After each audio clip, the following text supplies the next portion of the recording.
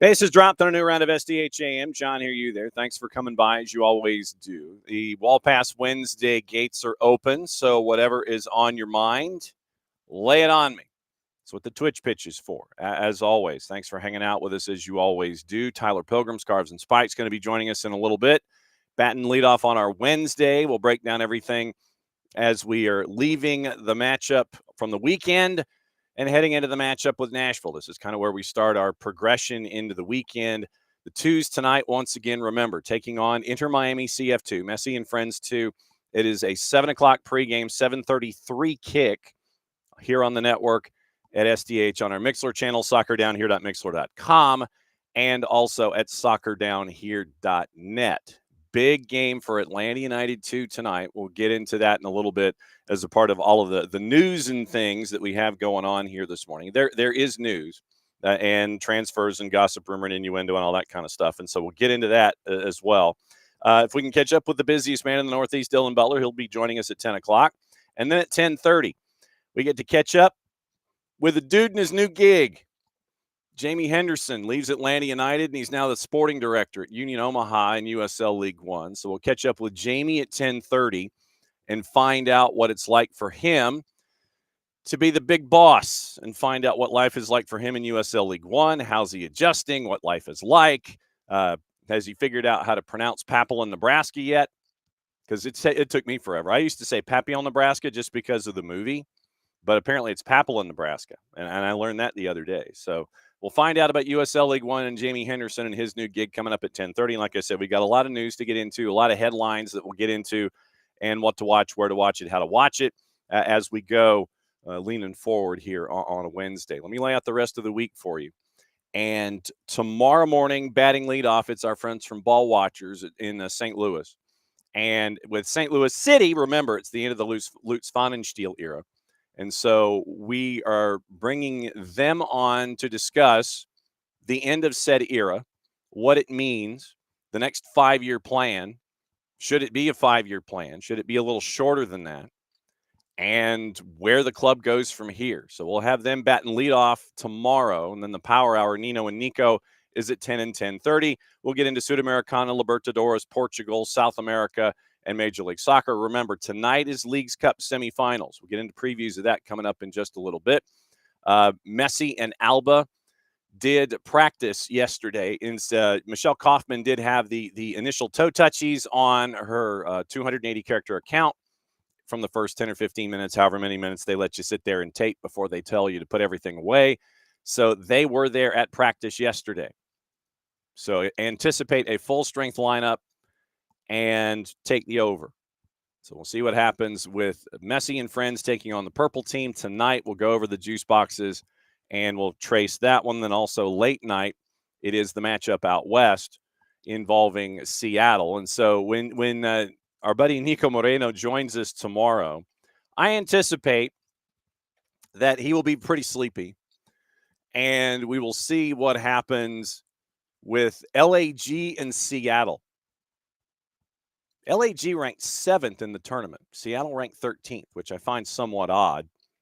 But nevertheless, 10:45 start. LA and Seattle, Apple TV Plus, and MLS Season Pass. And so Messi and Friends, purple team at 8:30. 8:30, that's a late start.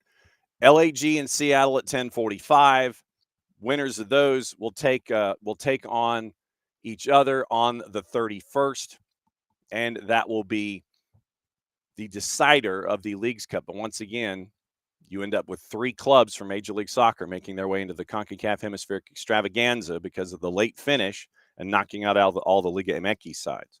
So Leagues Cup tonight, we'll get into that. We'll get into all of the international stuff. We'll go into what happened yesterday, scores and all that kind of thing. We do have, like I said, transfer news is all over the place, and we'll get all that squared away as well. And as we get into the morning, Morning, David. Morning, Alex. And morning, Michael. So that is the early start there. Once again, Friday, looks like Lucas Panzica is going to be joining us from 104.5 The Zone in Nashville for some opposition research. We'll get his perspective on everything. Hopefully, our friends from Beyond Goals Mentoring can join us at 9:30. And then we'll have our voice from Major League Soccer and Apple TV Plus joining us at 10. A couple of names have been floated out there. We'll find out who it is that we end up with. Remember, also, the background will be different Thursday and Friday for me. Today, heading down to Middle Georgia for the last trip for the beginning of high school football season, taping some segments. So, in a hotel room in Perry, Georgia, Thursday and Friday. So, the background will be a little different. It will not be like it was here Monday, Tuesday, and Wednesday. Then we're back. We're back to being landlocked and sequestered otherwise for the remainder, unless I have to do something I don't know about yet. But still, leaving today, Middle Georgia, tomorrow, Friday, background different. So we'll see how well the Wi-Fi in the hotel in Perry behaves. So we'll see what happens there coming up on Thursday and Friday. That's your rundown of your guests. That's the rundown of your stuff. And once again, remember, tonight on the network, 7 o'clock pregame, 7:33 kick, Messi and Friends 2, Atlanta United 2, big matchup on MLS Next Pro. That is going to be on the network on our Mixler channel at soccerdownhere.mixler.com and also at soccerdownhere.net. Quick reminder about Atlanta United 2. They're in the fight to get into the playoffs in the Eastern Conference. They have matches in hand coming into tonight. It is as many as 2, and they are the first match of this match week. So if they win tonight, they draw that much closer to the pack and still have a match in hand. If they win their matches in hand, they're a point out of the playoffs right now as we speak. And then you have the sprint to get in with the matches that have you in line with everybody else. 25 points right now, 5 wins, 2 matches in hand. You win, you're at 28, drawing closer to that pack that is separated by 1 point from 9 to 12. Orlando City B at 30, Core at 30 with less wins. Crown Legacy at 29, FC Cincinnati 2 with less wins. Atlanta United 2 wins tonight over Messi and Friends. Then it ends up with 28 points. And then you would have 5 teams separated by 2 points trying to get in and get to 32 points, which is currently the marker in 8th. So that's what you're looking at. Pre-game show, you will hear from Jose Silva. You will hear from Santi Pita. And you will hear from Maddie and Jason. So once again, that's on our Mixler channel on soccerdownhere.net coming up at 7 o'clock tonight. Quick note off of what we discussed yesterday on the show. And it has to do with activity in the championship, reinforcing what we knew, but now it's, I guess, to the next stage. Ed Aarons at The Guardian reporting yesterday, of course, after we're off the air, that John Textor is poised for a Sheffield Wednesday takeover talk with Dafon Chansiri. They actually had 7,800 yesterday as Sheffield Wednesday knocked off Leeds in the All-In tournament yesterday. And it was an interesting watch. And to see Chansiri's name on the far spectator stand was an interesting look.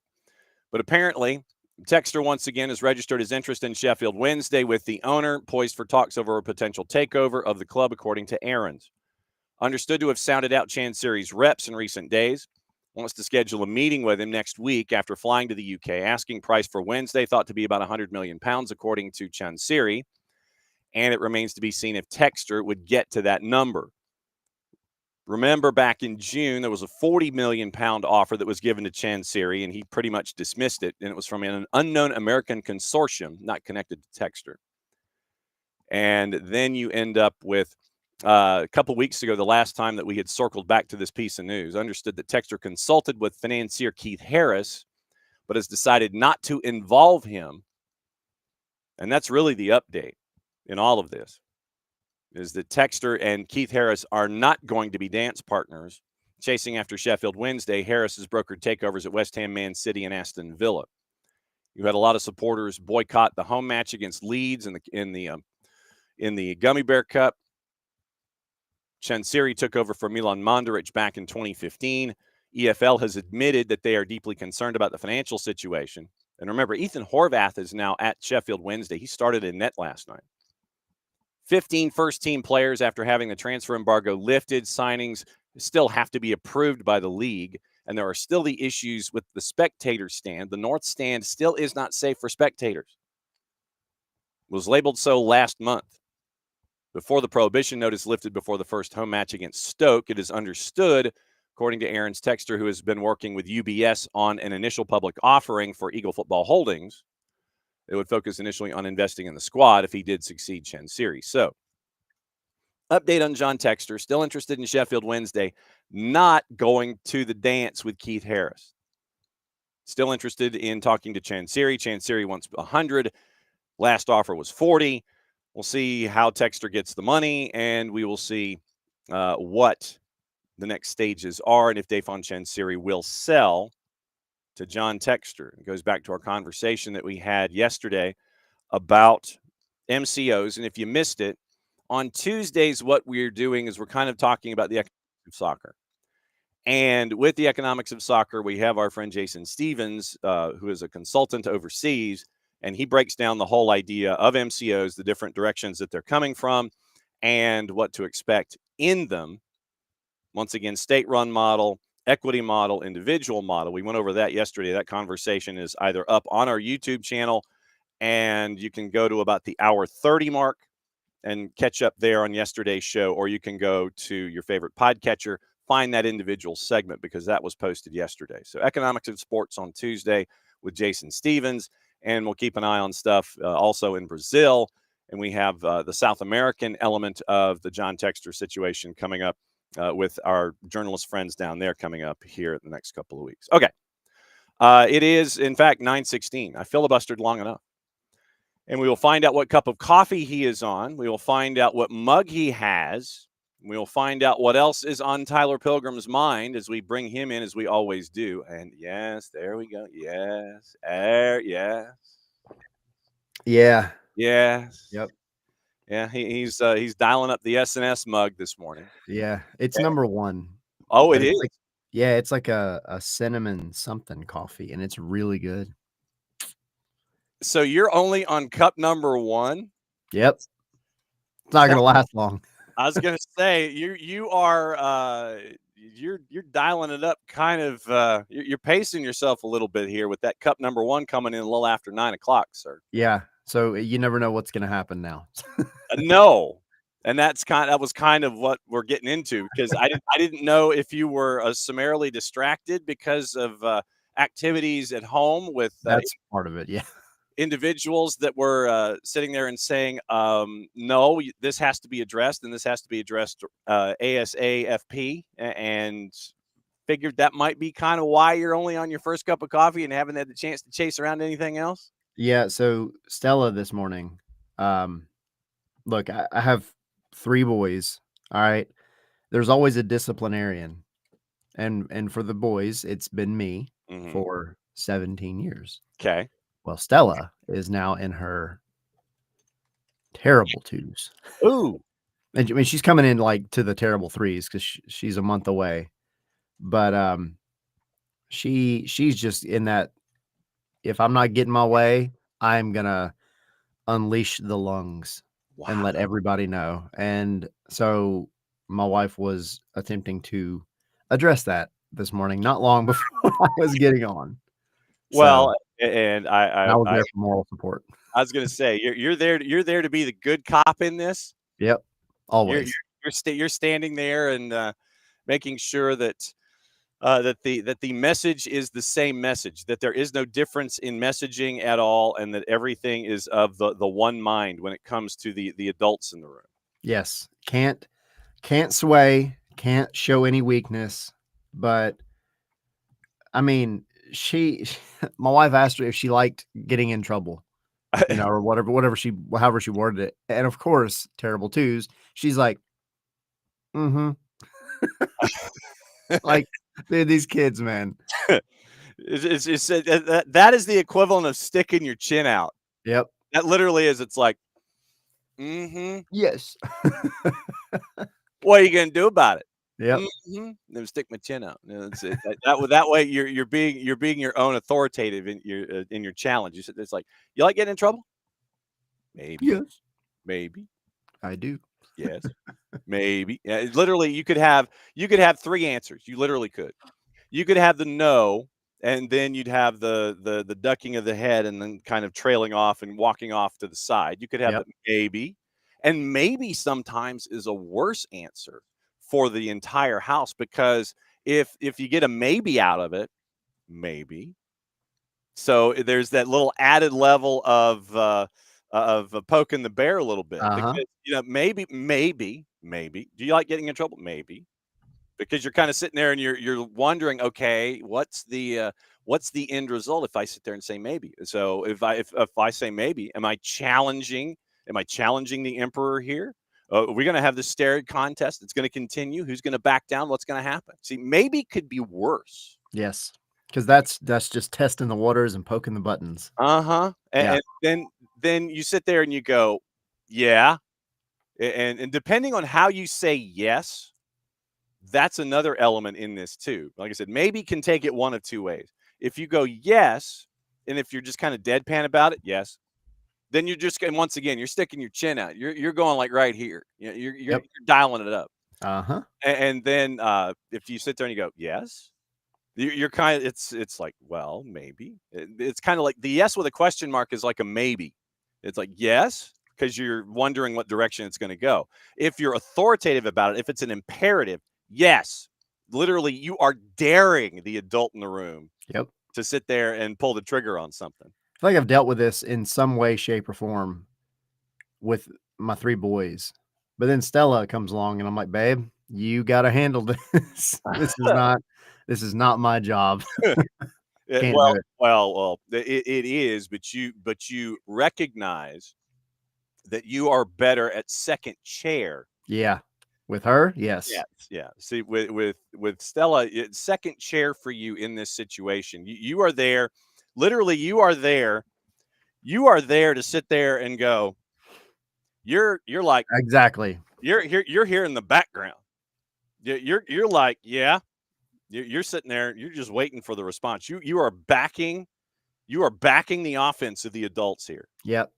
And You're then you have to have your hand ready because inevitably, like when she says, "Yes, I like getting in trouble," you have to kinda like up here.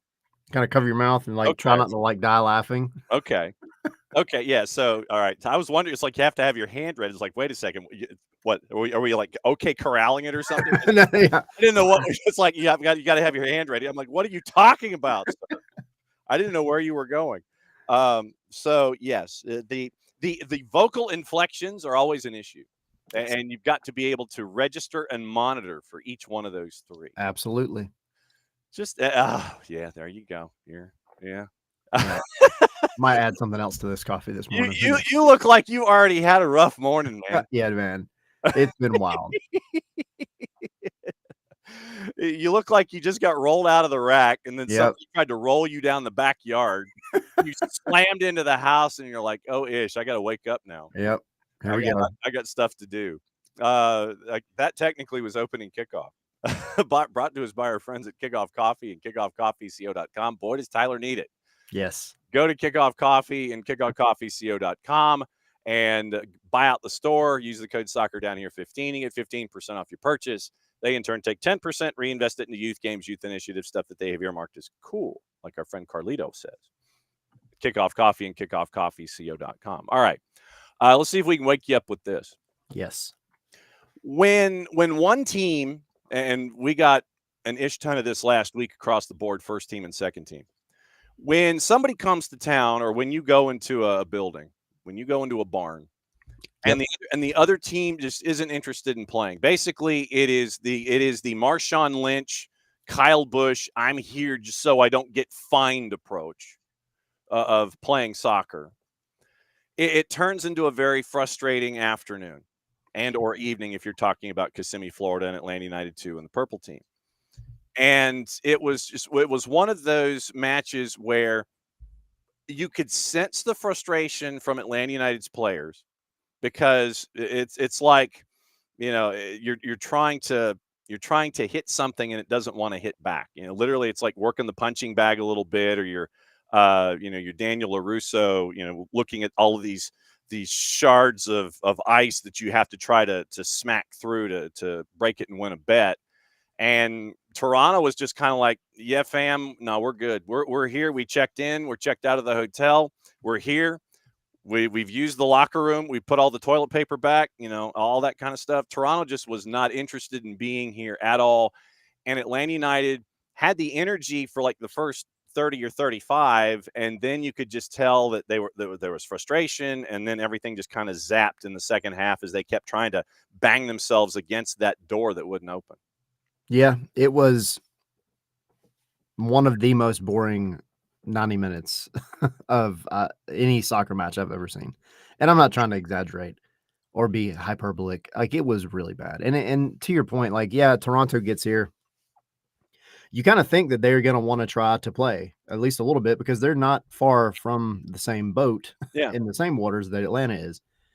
But I mean, I also think, maybe being extra critical, I think these are the kind of games that Atlanta has to win because lots of teams used to come to Mercedes-Benz Stadium and they didn't want to play. They wanted to try to just hold off and do exactly what Toronto did this time. And Atlanta had ways to break them down enough to snag at least a goal to get the 3 points. And that's what made the Benz such a frustrating place to play for other teams. Right now, Atlanta is just struggling to create those opportunities. And we joke around a lot and say that Atlanta tends to play to the level of its opponent. And I think to a degree there is some truth in that. But yeah, I mean, when a team gets here and just they don't bite anytime you're trying to draw them out, they don't bite on any kind of like attempt at a press. And so you are having to play through essentially 10 guys to get to the goalkeeper. It is going to naturally make for a really, really long evening. But I mean, ultimately, man, that's where the front four, front five, whatever you want to call them, somebody's got to step up and make something happen. But that's just how this team has been this whole season. It's just not they do a great job getting into the final third. I've said that over and over again. But it's what they're doing in the final third. It's just not coming across. And of course, you're missing Latte Lath. And then we kind of asked Ronnie Dyla about this after. Like, you have two out and out strikers on the bench. And then you start with essentially with Miggy up top, which is a little odd. Well, I figured it was to give Miggy more space or the opportunity to have more space to operate so he's not clogged on that second level, if that makes sense. Yeah, I mean, it was essentially a false nine is what he played. And I think he's naturally going to drift to where he can get on the ball as much as possible. But I still think I think in effect, it kind of put him on a little bit of an island and didn't allow him to get as involved as maybe anybody would want him to be. But at the end of the day, I mean, there's not a lot in terms of formations and tactics that you can do against a team that's just going to park a bus. You just have to try to play through it and play over it. And I mean, you saw, it might be that last ditch, like we really need something in this match kind of thing that you always see. But the last 5 minutes, I mean, you're sending in pretty decent crosses. You're sending in balls over the top, and you're just hoping somebody, Cayman Togashi or Jamal Tiari or whoever, can get to one. And you're putting Toronto under a lot of pressure at that point. And I think I would have liked to, it pains me to say this, but I would have loved to have seen a little bit more of that kind of sprinkled in throughout the entire match when it was clear that Toronto was not going to really like try to do much. Yeah.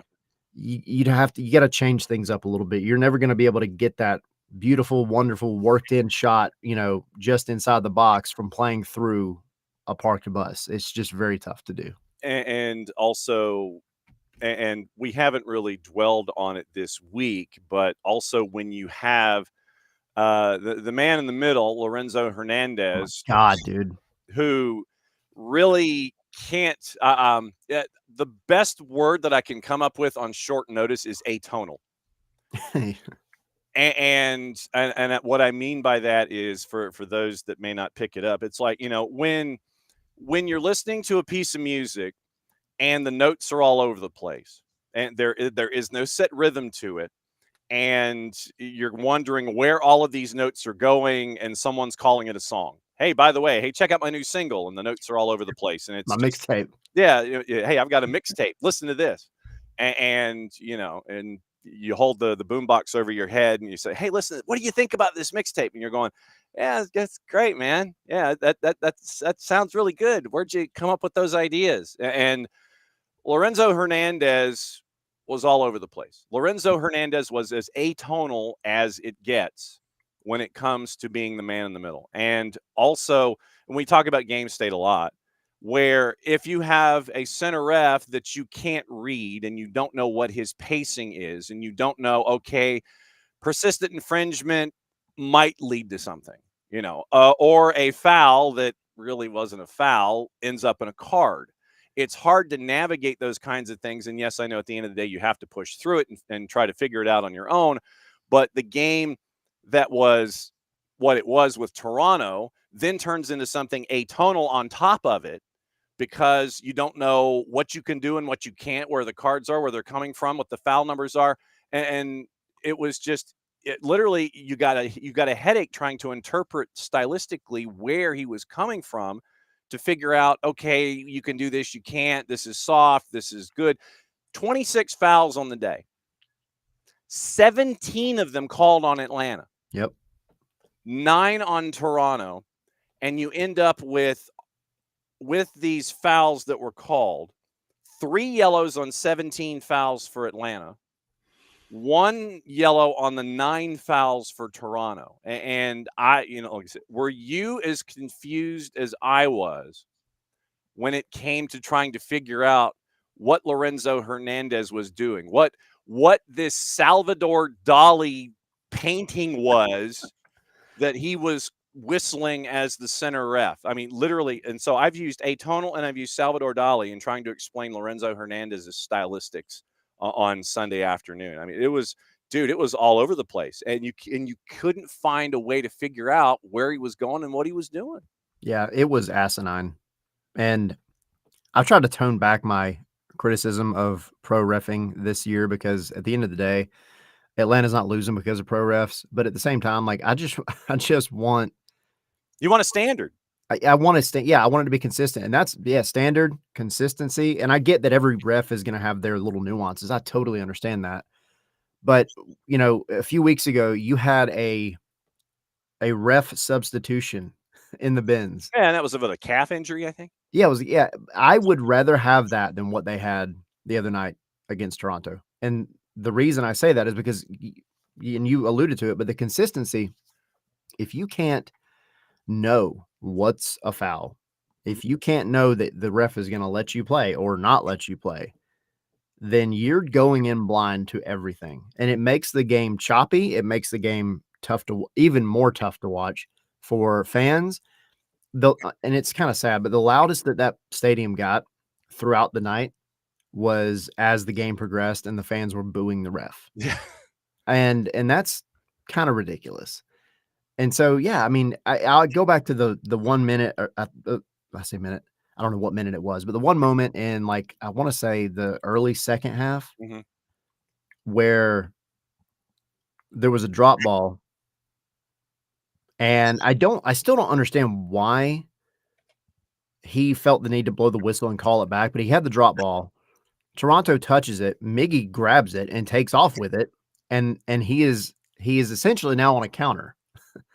And the ref blows the whistle and does that whole, like, come here, I didn't tell you could go yet. Like, and brings it back, and then has a conversation with Miggy. Miggy's clearly frustrated. Drop ball situation happens again. Toronto takes off with it, and Miggy just drills the guy in the back of the leg. And that's a yellow. I get it. But I don't know if that's Miggy's way of trying to say, like, this is my message I'm going to send. I'm frustrated. A mixture of the two, or what? I don't know. But it was just like, dude, it's so bad that, like, nobody knows what's going on. And that ruins the experience for not only the people playing the game, but also the ones watching it. And so, of course, the individual that he fouls is Richie Larea, who just fell down again, by the way. And the listing on the foul in the 82nd minute was poor sportsmanship. If anybody deserved to be fouled, it's usually Richie Larea. And for sportsmanship on a receipt, it was Miggy. Poor sportsmanship. That was the listing. Yeah. That's amazing. Poor sportsmanship. You, sir. Mike, and I know that Michael's in the Twitch pitch and he's saying you can't blame the refs. And I'm not blaming the refs in the overall. I'm just saying that it is a factor that we should deserve and we should ask for better in our officials that you have from pro that are assigned to Major League Soccer. It is a part of the equation, but it is not the dominant factor here when it comes to talking about Atlanta and Toronto. Jaden Hibbert gets the start in net. Not really challenged, but at the same time, you get the Jaden Hibbert experience, and you get what you anticipate from Jaden. Jaden's going to give you a couple of moments where you see the punch clear late. It was one of the moments, but Jaden once again solid, continuing to grow into this notion of being an MLS goalkeeper now. I love it because I feel like this entire season has been all about, those of us that are like, I guess, in tune and covering the twos and everything, somewhat vindicated with like all of these players that are getting minutes in front of, fans that maybe just they don't have time. They don't necessarily care, whatever, about kind of looking at the twos and looking at the academy. Look, I get it. There's only so much time in a day for all of this, but Jaden Hibbert, his athleticism, is always something that stood out to me when I talked to him right after he got back from his very short loan to Birmingham last year. Yes. He talked about he's a different cat, man. Yeah. I mean, but the thing that always stood out to me is he's always working on something. And I talked about this the other night a little bit because of his comments in the locker room. But he essentially says, I'm going to be looking at what I can do better, looking at things that I can work on, progress on. And that hasn't changed in the year that I talked to him since he got back from Birmingham. And it shows. Like when he went to Birmingham, he said, my left foot, man, I forced myself to play on my left foot more. I really got to work on it. I really wanted to make it a point to be strong with both feet back there. I want to be a fully, 360 goalkeeper.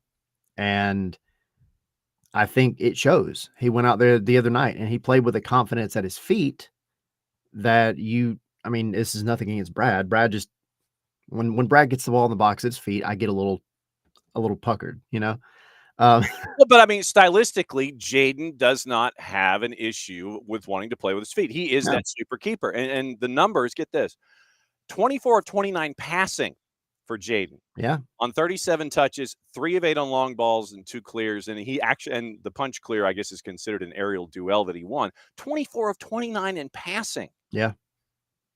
That is insane. Yeah. For a goalkeeper. Yeah. That's impressive. But that's just it, though. I mean, he says he wants to work on something and he goes and does it. And if you talk to people around the training ground, they'll be like, this dude lives in the gym. Very athletic guy, constantly there. He said himself, like, that's just his hobby. Like some people, go and play video games when they get done. Some people go whatever. Like he goes to the gym. And I think having Brad and Josh Cohen, to be fair, kind of out there with him, that's really, really elevating just like the mental aspect of his game. Mm-hmm.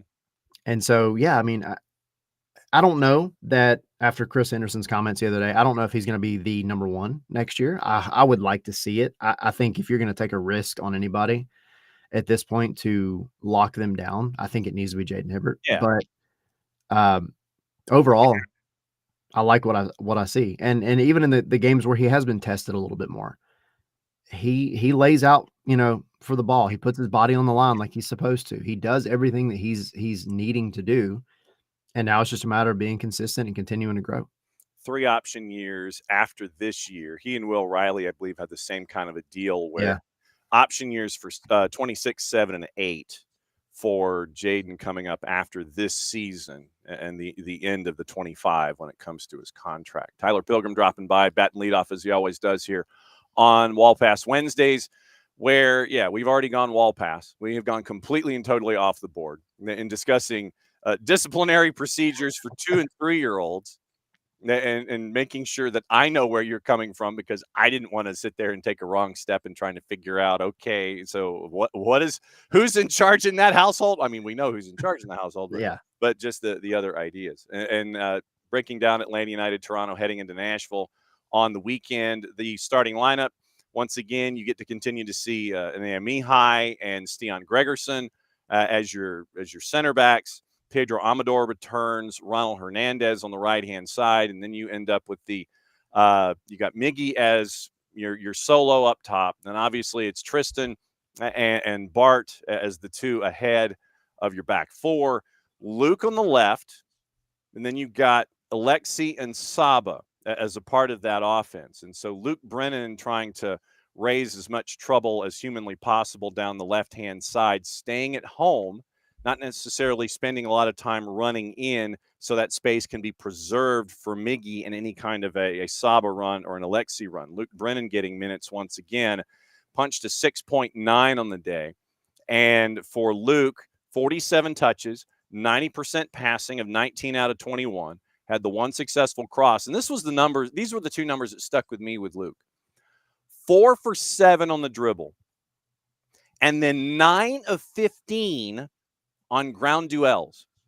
I cannot remember the last time that there was a number that was that large in attempts.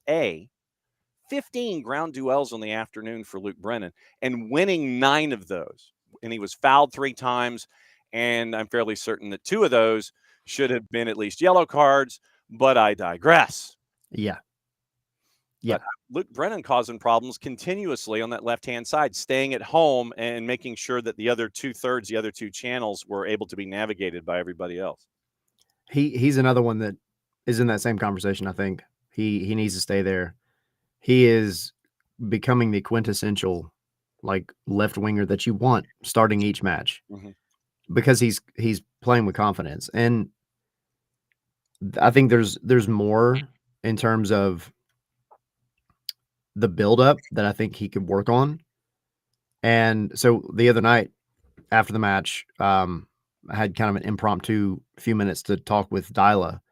And one of the things that he brought up about Luke, and I don't know if you went back and watched the broadcast, it was interesting because he was having a lot of conversations on that left-hand side with Luke in the second half. And he said, I like what I'm seeing out of him. I want him to play even with even more confidence, which I thought was interesting because I feel like Luke is sometimes to his own detriment taking on guys 1, 2, 3v1 at times. Yeah. But I love the fact that he does it. And I think part of where that's coming from, going back to what Dyla was saying, is, he doesn't want so much passing backwards. And he said he told Luke, take on these guys. If you lose the ball, it's okay. It's okay. You have guys behind you. You have to trust in the guys behind you. And I think the biggest disconnect that I saw in any of this with the wingers, because I actually liked what I saw of the wingers. Like they did a very good job. Atlanta did a very good job of getting the ball out to them and moving the ball up the pitch. The problem then was Toronto was, again, 2v or 3v1ing and trying to pin them up against the wing to cause a throw-in, turnover, whatever. The moments that the wingers were able to kind of look inside to that, almost into the final third, top of the box area and play the ball in, you had space with Alexi, with Miggy, in the second half with Jamal / Kamen, whoever. You had opportunities there, but they were getting stuck in so much against the touchline that they weren't able to really do that. And so one of the things that Dyla said was, be confident, take on these guys, and look for those guys in the inner channels. Don't pass it back. Stop passing it back. And I think that's been his, we had that joke back at the beginning of the season, in the preseason after Chattanooga, where he was like, they pass the ball backwards too much. And I don't think it's not a knock on Luke. I think it's just, he wants his team to just be more aggressive as a whole and stop defaulting back to that. Let's play it backwards unless we absolutely have to. So, I mean, yeah, I think as far as like Luke is concerned, the fact that he gets in a position where he's got 15 ground duels to even fight for, and then winning more than half of them, like that's amazing. That's things that you haven't seen out of a left winger in Atlanta for years. Shondae Silva wasn't doing it. Evan Mosquera wasn't doing it. I mean, it's just it's refreshing, and I hope at this point now he continues to take that next step and not lose the confidence that he is playing with, and just trying to make people look stupid when they defend him. Yeah, and the chippiness that we see with Luke, the chirpiness that Yep. we see with Luke, that kind of confidence. Do you need to go get another cup of coffee for the final I'll 15? be all right. Do you have anything in the office that will assist you in that coffee mug for the final 15 minutes? No, Okay. no, You mentioned that something else might be in the coffee this morning. I didn't know what. no, no, no. There's not. As much as I wish there was. Yeah, but I mean, the Luke Brennan persona that is out there is, someone who is young, fearless, chippy. Let's go after it. I'm going to chirp at you, get under your skin, and that has proven to be the case a lot. And I know that a lot of folks. Yes, he was 9 of 15, and to your earlier point, he did lose possession 13 times, whatever that constitutes. Yeah. But once again, you lose possession 13 times, but you go 9 of 15 on your ground duels. I mean, that to me is you're canceling yourself out with a high turnover rate of trying to get something done offensively with that ground duels number. Yeah, because if you're naturally causing problems over on one side, and again, it was because Toronto was then having to double up on you and Saba on both sides. Um, it's creating things throughout the rest of the pitch. Like it's now, Yeah, if you're doubled, somebody's open, and yes, it's somebody's you open. find Like, that person. you just have to look. You have to pick your head up, and you have to be able to make that pass as best you can. Whatever. So, and that's the thing. It's not one dimensional with Luke. With Luke, you get a little bit of unpredictability, which I think is very important in a winger Yes. because, yes, he's probably going to default to just the step overs, the little okey dokes and the jukes and hitting the stick and trying to get around you. But as he's doing that, he's inching his way closer into the box. And until you decide to stick a leg out and try to do something, he's going to keep taking those inches of space. And that, in theory, is allowing everybody else in and around the box to reposition and get in a better place to be able to try to do something. So you haven't had that dynamic, especially on the left-hand side, in a long time. So yeah, I'll take it. I think, as he ends this season, goes into the off season, I think the biggest thing that he could do to help himself is hit the weight room in the upper body and just because he gets muscled off the ball very easy. And I mean, it's just he's a tiny guy, relatively speaking, Mhm. and that's okay. I mean, that's just how it is. Like, he's 20. He just hasn't bulked up like some guys have yet. Nothing wrong with that. But I think, you've seen guys that over the years have gone through this same situation. Noah Cobb was one of them. He was very, very scrawny. And then one off season, he came back and we're like, dude, what have you been doing all off season? Like, did you live in the gym? And I think you don't want to lose your Luke Brennan that is, very twisty and frantic and unpredictable in favor of being the guy that's just like jacked and can't get pushed around. But I think he needs just a little bit more bulk on him so that he doesn't just get bullied off the ball at times. Because Listed, the refs aren't going to call it. yeah, listed 5'11", 150. Yeah. I I'm mean, 5'11". I'm not 150. no, I'm not either. No, trust me. I know. 5'11", 150 for me was back in the late 1800s. That was the last time I was 5'11", 150. That's the last time I was 150. Was back in the late 1800s. It was the Industrial Revolution, and I was 150 pounds. That's the last time that happened. You were toiling away in the factories. Yes, I was. I absolutely was. In the days of movable type, me and Van Leeuwenhoek, we were like this. We were trying to figure it out. The newer players. You have Leo Afonso getting reps with the twos.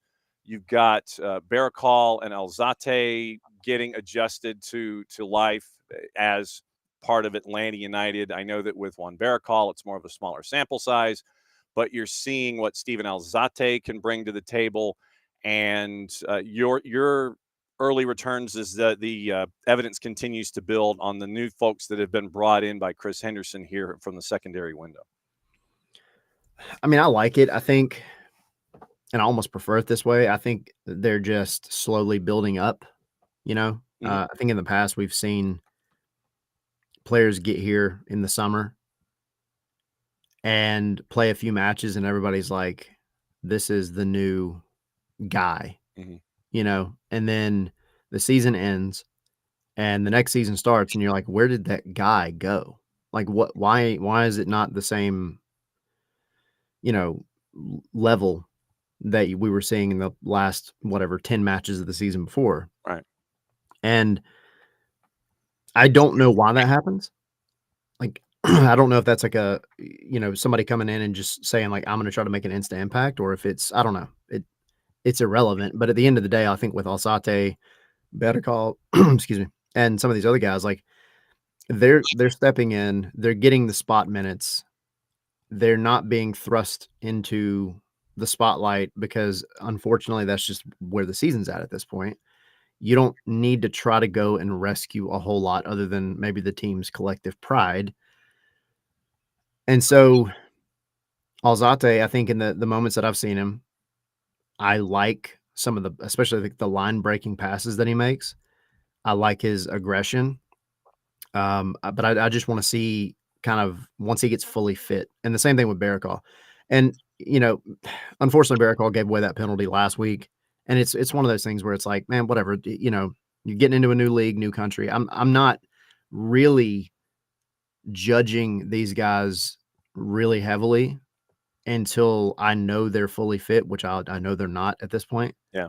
Um, and until they're really settled in. And if that takes the rest of the season to just kind of get little bits and pieces of them to see how they do, I'm totally fine with that. Now, come February of next year, they need to be on one. But I do like the little things that I'm seeing. Barakal, I think he's very mobile. I think his positioning is really, really good.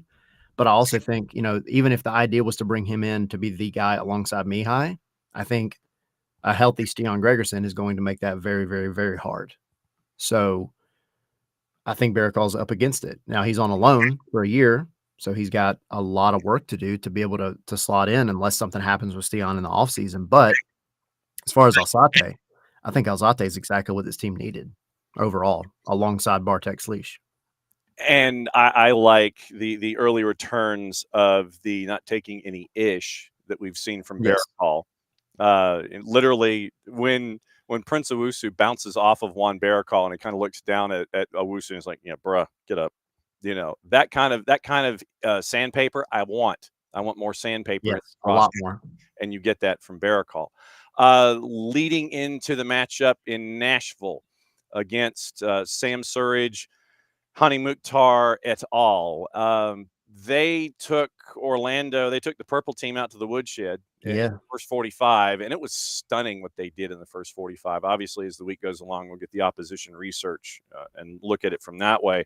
But going into this matchup with Nashville on the weekend, Nashville has slammed it into fifth gear right now. I predicted a Nashville San Diego MLS Cup. Oh, really? Yeah. That's my probably very wrong prediction, but it doesn't take away from the fact that Nashville is, as much as it pains me to say this, playing really good soccer right now. They've been a good team. They finally got, I say BJ Callahan finally got Sam Surridge where he needs to be and doing what he needs to do. And it has been night and day because Hani Mukhtar, he had one season where he won MVP simply because the rest of his team wouldn't do anything. And he almost did it out of spite. That's not consistent. You can't do that every season. And we've seen that. So now that he's got the help and you have this guy that's right up there in the golden boot race, they're very dangerous. And now they may have given up a little bit in that defensive aspect that Nashville was known for so long, but it's still very well rounded. I mean, you drop 5 and only give up 1 on another very good team in Orlando. And I mean, that's a statement win because they're right up there with you in the Eastern Conference standings. So this is not going to be easy. And the thing is, I know I know that everybody's like, playoffs? What playoffs? Like, I Playoffs? just the math, I still have to do the math, right? Like, it still has to be done just because I need to know what day that it might happen that mathematically Atlanta is eliminated. Right. And if they don't win, Hmm. that's it. Like, they're out. So, Hmm. um, I think it's gonna be a very tough test. I mean, Atlanta hasn't had an away win in This, yeah, 2025. yeah, this season, yeah. And this is not gonna be the one that you expect it to happen on because you've had the chances. You've had some teams that you've gone to and you're like, "Oh, you could probably win that game." And then just I mean, you might have got a draw out of it, but you just can't take it to the next level, and I think this is gonna be probably the hardest one that you've had all season long. Update from the Hoff. It looks like Ronald Hernandez has been called up for Venezuela ahead of the CONMEBOL qualifiers coming up against the next go round. So Argentina and Colombia, match day 17 and 18 in CONMEBOL qualifying. Ronald Hernandez called up for Venezuela from the word that has come from La Vinotinto as of 2 hours ago. So when you were sorting out all of the issues with the boss at home, Ronald Hernandez was named to getting national team minutes, and Jaden Hibbert also getting pulled in by Jesse Marsh. I thought that was interesting. Where you see Jesse Marsh, and Jaden Hibbert has mentioned it, and you have Tristan Blackman being recruited by Jesse Marsh, and he's called into the U.S. side. Jaden Hibbert, who could go either Jamaica or Canada, called into the Canadian side. And now Ronald Hernandez is those rosters are being released this morning. Ronald Hernandez to La Vinotinto next time out for the next round of the CONMEBOL qualifiers. So we're getting into that element of it in September, where the bye week is there, and we're trying to figure out, okay, who's going where, and what are the travel plans, and what's FlightAware telling me, and who's going to be back in time, and all this kind of stuff. So we get to navigate that coming up as well. I think Ronald getting the minutes that he's gotten Mm-hmm. and kinda having that better connection on that side Yeah. has helped him immensely, and then Jaden, yeah, I mean, he's had the call-ups with Jamaica, and he said last year when I was asking because he's technically eligible for 3 countries, Yeah. and he said, like, "Look, I love Jamaica, but if I get a better opportunity with Canada, I mean, I've gotta seriously consider it," and I don't blame him. Canada's been pretty good over the past couple of years. Yeah, 26th right now, and he has to battle Dane St. Clair and Maxime Crépeau, I think, are the Yep, other 2 that are in camp. that sounds right. I mean, at the end of the day, it's great experience, even Yeah, more for a guy. He got the experience, in Jamaica with is it Sean Johnson? Who is it down there? Andre Blake. Andre Blake. I'm tripping. I don't know why I said Sean Sean. Johnson is from Brookwood High School, sir. I know. It's closer to home. I'm sorry. Uh, yeah, no, but he had that connection You really down need your there. second cup of coffee. Dude, I'm telling you, man, it's this is what happens. Mhm. But no, I mean, I think any opportunity, even if he doesn't see the field, that's fine. Just being up around those guys, those national team camps are a totally different set of experiences that you can learn from. So I'm happy for him though. I think it's great, All and right. I think he'll prove something. I'm looking forward to that too. And maybe he'll just go in as a US plant and wander up to Jesse Marsh and just kind of sit there and go, and give him and tell him he's number 1 or something. He's in camp, he's not getting any minutes. You know what, Jesse, you're number 1. Bang, one of those kind of things. Tell me all you know. Yes, basically, and then all of a sudden you get the folks at U.S. Soccer down at Trilliff going, okay, what'd you find out at camp? What'd you find out from Marsh? What's he doing? Literally one of those kind of things. So what's going on with SNS here in the midweek? We are back this evening Mm-hmm. at 7, Sure. and I'm getting messages. That was not me. That was me. My bad. That No, was not me sending it to you. yeah, no. We are sorry, I got super distracted. My bad. I'm shocked. So unprofessional. 7:00 tonight over on the YouTube and X and Facebook streaming. But we got Jalil Anibaba joining us to chat and kind of get everything kicked off for Nashville this weekend and whatever that may bring. Mm-hmm. And we'll be doing a watch along over on the Patreon. Okay. No worries. So Sydney Jalil, will be in Nashville. yes, and so Jalil Anibaba joining SNS tonight as you guys start your opposition research with his ties to the whole broadcast team and everything there. So Jalil Anibaba on with you guys at SNS tonight, and we will find out what his early thoughts are as they get ready for the week for Atlanta and Nashville. Go get your second cup of coffee, sir.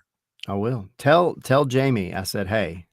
Okay. By the way, and I talked to this man like 3 days or whatever it was before I this know. announcement came out. Yeah. Said nothing. I I wouldn't expect him to. But. well, yeah, it's like, yeah, I'm going to Omaha. Yeah, I'll see you later. You know, one of those. Yeah, I can't wait to see the media game in Omaha next year. Yeah, for real.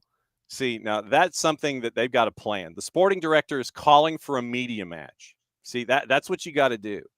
If you're Jamie, you got to call for a media match next year to bring all of the assembled media there in Omaha, like the WOWT news team, have them come in there and do the everything going on. I'll make a trip to Omaha and play in it and embarrass myself in another state. That'd be a great wild card. As always, my friend, great to see you. Go get your second cup of coffee. We'll catch up soon. See you. There goes Tyler. Hot tag. We bring in Dylan Butler, and we get to talk about everything else going on in Major League Soccer. So, Dylan, sir, first and foremost, I feel like I have to ask, because of your resident Newcastleness, have you recovered from the Liverpool match yet? Yeah, that was wild. Hmm? I think I have. I would say Newcastle put in that kind of effort and play that way for most of the season. They're going to win a lot more games than they will lose. So, Okay. that said, I think it's proof. Look, it's kind of like one of my favorite lines, and I hope I don't butcher it, from the Wire. If you come for the king, you best not miss, Your best right? not miss. Yeah. And there were so many opportunities in that first half to get a deserved goal, or maybe even 2 goals. They didn't materialize. They go down 1-0. They go down a man. So a lot of it was kind of self-inflicted wounds. So Yeah. Yeah.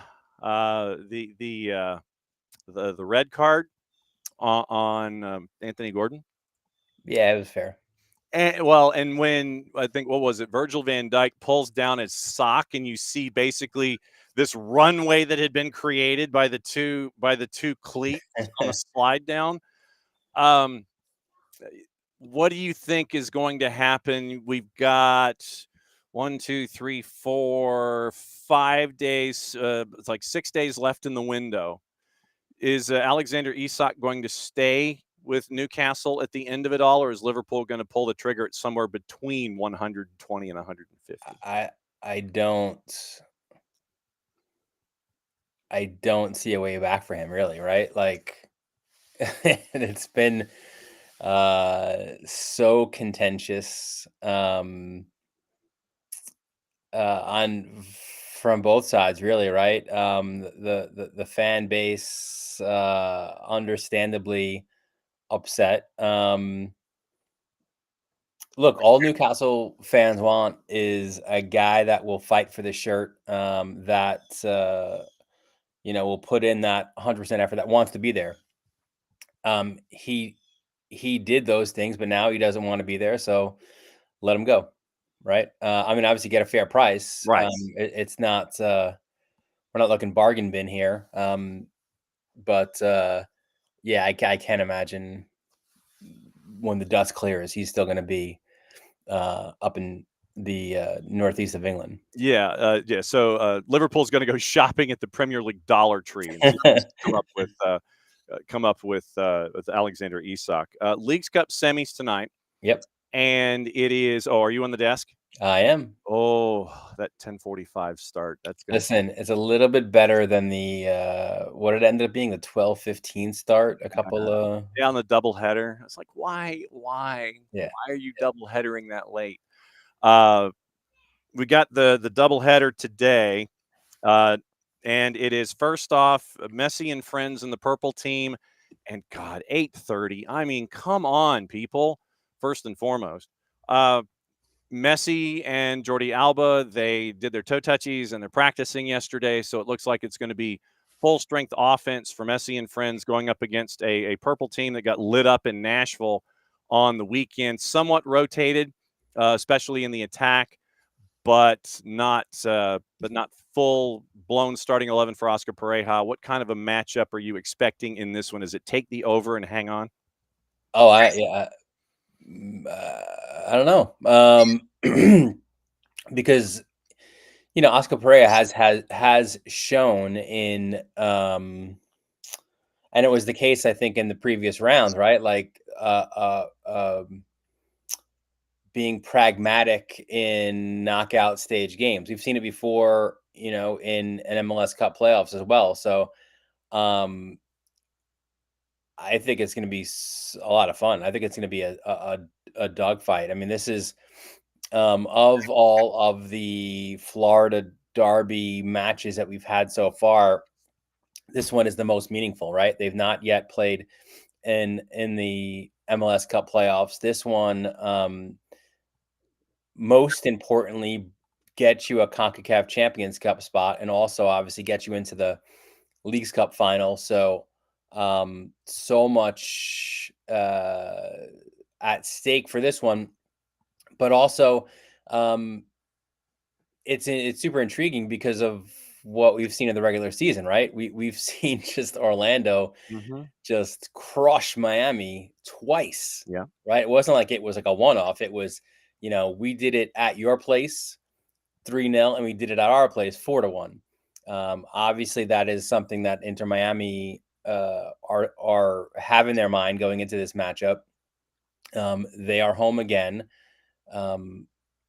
Messi, as you mentioned, appears to be ready to go for this one. But no, I would honestly, I would go under, but over on the fouls. Ah, okay. This is gonna be like Boca River. This is gonna be a Hey, lot of fun. hey, man! Look, Boca River. For those that don't get the chance to watch that on Fanatis, fntz.co/soccer down here if you want to join. Boca River is must see TV. Doesn't matter how bad Boca is in any given moment. Yeah, to your point, just to let, so you're going under on the goals. Okay. Yeah, I don't even So, know what the number is, all but right, I've got them here. 3.5 is a plus 103. 2.5 is a minus 238. So that's what you're looking at for 2.5. It flips at 3.25 to 3.5. That's when it goes from a minus to a plus. But 2.5 over under a minus 238 in that one. So, I mean, again, I get it. 7-1, so 8 goals in the 2 regular season games. They've both put up a lot of numbers in Leagues Cup, but again, I think the way that you're going to see Orlando attack this game is more like they did the last match, where they'll take their chances. They won't necessarily be defensive, but they will be cautious about taking risks in this one. That's just the Oscar Pareja mentality, I think, in any knockout kind of match. Messi and friends are a minus 103 straight up. 90-minute draws a plus 291, and the purple team is a plus 217. LAG and Seattle at 10:45. We pray to God it's at 10:45. Well, there's nothing. Well, I wouldn't say nothing that would stop it, but obviously the other was a double header. The first match goes. It was Orlando, wasn't it? Yeah, it was. That went to PKs in that early slot. So Yeah. that pushed that one back to 12. Yeah. So LAG is a plus 181, draws a plus 254.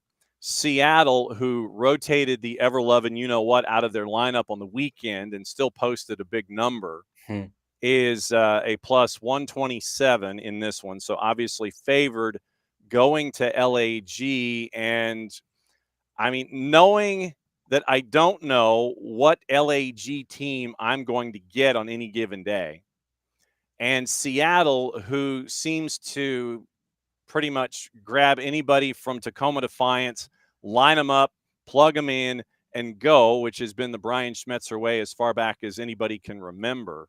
Here was the starting lineup against Kansas City, by the way. Starting lineup against Kansas City. And I have not had Danny Musovsky on my fantasy team, and I probably should. Danny Musovsky ends up with a Hattie against Kansas City. You had a Stephen Fry finally returns in net. I will be intrigued to see if Andrew Thomas continues as your League's Cup keeper, because that was what Brian Schmetzer had promised him. And Andrew Thomas has done fairly well. So Stephen Fry starts in net against Sporting Kansas City. Back four, Cody Baker, John Bell, Yamar, and Reed Baker-Whiting. The two holding, Christian Roldan and Snyder Brunel, who has come up recently and put a couple in the back of the net. Another one of the Tacoma Defiance mafia that has come up. Midfield, Georgie Manungu, Danny Leyva, and Kalani Kosarienzi, and Danny Musovsky getting the start up top. I'm not anticipating that starting 11 short notice in this matchup against LAG, but if that lineup is giving me 5 against Sporting, and understanding that Sporting Kansas City is what Sporting Kansas City is this year, they are the cheese grater of defense, pretty much. Seattle, look, I'd take the over in this one, and Seattle too, because plug and play for Schmetzer right now, and he's rolling 7s and 11s every time out. Yeah, I think what again, there is intrigue in this one too, because Seattle seemingly not only have that recipe to plug and play those players, as you mentioned, but they also seem to have the recipe in knockout competitions, right? Like they know how to do these things, like they've done it before, and have had tremendous success in these type of games. That said, this is literally LA's season. Mm-hmm. Like there, there's no resting for match day 31. This is the speech. This is the Jimmy McGinty speech in the replacements. There is no tomorrow for you. No. So that makes you very dangerous people. And that's where LAG is, I think, in this. Yeah, and I think they're seeing the best out of Royce, and I think we've seen the best, or what we thought, at least before the start of the season, what we thought we would see from LAG on a consistent basis in this tournament. Like this is the best version of themselves in this tournament. So I think you've got, on one side that tournament medal, if you will, out of Seattle against an LAG team that, is the best version of itself in this competition. So yes, they played 2 weeks ago and Seattle crushed them in Carson. But I would suspect this one would be closer. Lineup against Messi and friends, where they come up Snake Eyes losing 3-1 at the Erector set. Mikovic was in net. Back four for Greg Vanny. John Nelson, no relation. No, it was not me. Although I probably could have played worse. You had Zanka, you had Edwin Cerrillo, and Yamane. That was your back four. Elijah Winder, Isaiah Parente, Marco Royce, and then your front three, Diego Fagundes, someone who obviously with the early injuries to Joseph Paintzel and to Ricky Puig, they were looking for a lot more this season out of Diego Fagundes. I know that he has disappointed on a couple of different fronts. And then you had the front three, once again, Fagundes, Peck, and Paintzel. So you have a pair of your killer Ps and Diego Fagundes, who does not have a P in his name. But that's what they lined up against Messi and friends last weekend. Lose 3-1, come up. And I think that literally, as you say, this is their season. This is like, give me what you got. We'll line it up and give me 90 minutes and I'm going to run you until you're burnt out. I mean, and it's remarkable to think too, that should LAG win this game, they're still staring at the possibility of a wooden spoon, and they would have a CONCACAF Champions Cup spot. Right. So you're staring at the extremes in a season with a matchup on the weekend, and that just, I mean, if that doesn't somewhat personify what we've seen in the season here in Major League Soccer, I don't know what does. I mean, you had the secondary transfer window. We haven't had the chance to catch up with you with all of the transactions in the secondary transfer window that have gone down. Thomas Mueller, he is in Vancouver. Cincinnati's making moves, and it was an interesting window where you had a lot of wheeling and dealing, and you didn't have a whole lot of domestic stuff going on. You did have the big Georgi Mihailovic deal going from Colorado to Toronto, but you saw a lot of money being invested overseas to bring in talent in this secondary window for the stretch run. I thought it was really interesting to see folks opening up their pocketbooks in the secondary window to try to get this sprint figured out, whatever team you're talking about. No, I agree with you. I think, and I've been impressed early. I mean, obviously it's super early, but for Mueller, like his reaction for scoring that PK goal and the intensity that he has, like even in the interview after, like he was still like he didn't have that 10-minute cooling off period. Like he was still fired up, and that's fun. That's great, you know. And you see it too from Son, right, as well, where he talks about being disappointed after a draw. It's not about his stunning first MLS goal at Dallas. It's about not getting the 3 points, and he said the same in his debut. So I think they're coming with the right mentality. These big names, and yeah, I think honestly, if you're a lot of teams, as you said, are stockpiling for the stretch drive of this season, and you feel a little bit for like the Red Bulls that they just couldn't get the Werner over the finish line, Yeah. which could they're in danger right now of not of that streak of, what is it, 15 straight years of making the playoffs. That's in serious jeopardy right now. And you look at, I mean, Red Bulls and it's Chicago. And Yeah. It's that right now is your 9-10, and they're both at 39 points, both at 11 Chicago wins. with the game in hand, yeah. And so you're in a staring contest with the Fire with a match in hand. And with Red Bulls, it's interesting to see how lopsided they have been this year. 10-2-2 at home.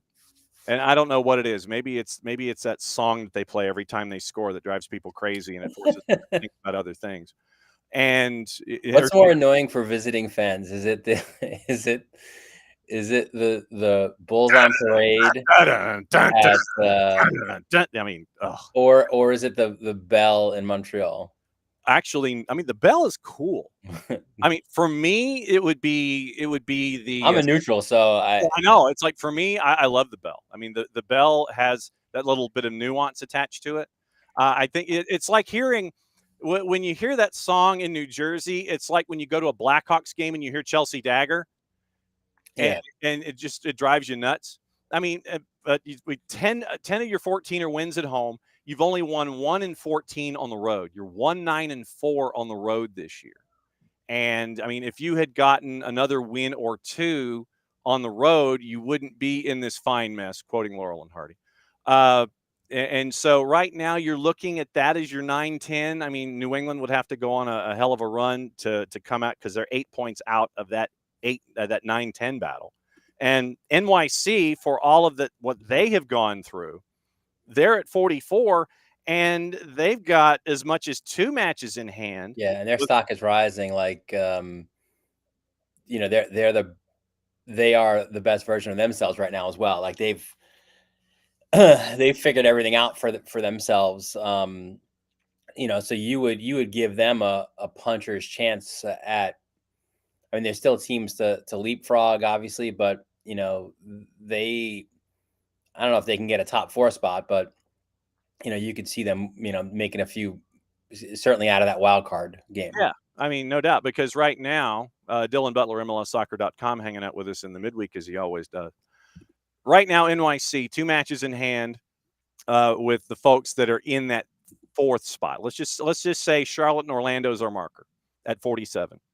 So right now, you would be so if you're at 13 wins, you win matches in hand, you'd be pushing the 4 because of the wins tiebreaker. You'd be pushing Charlotte. Orlando would be behind you. But if you win both, then you would be the 4. Charlotte would be the 5, and Charlotte and Orlando would be fighting. But the biggest thing that NYC would have to worry about is goal difference, because Cincinnati's at a +7, and that matches both Charlotte and NYC.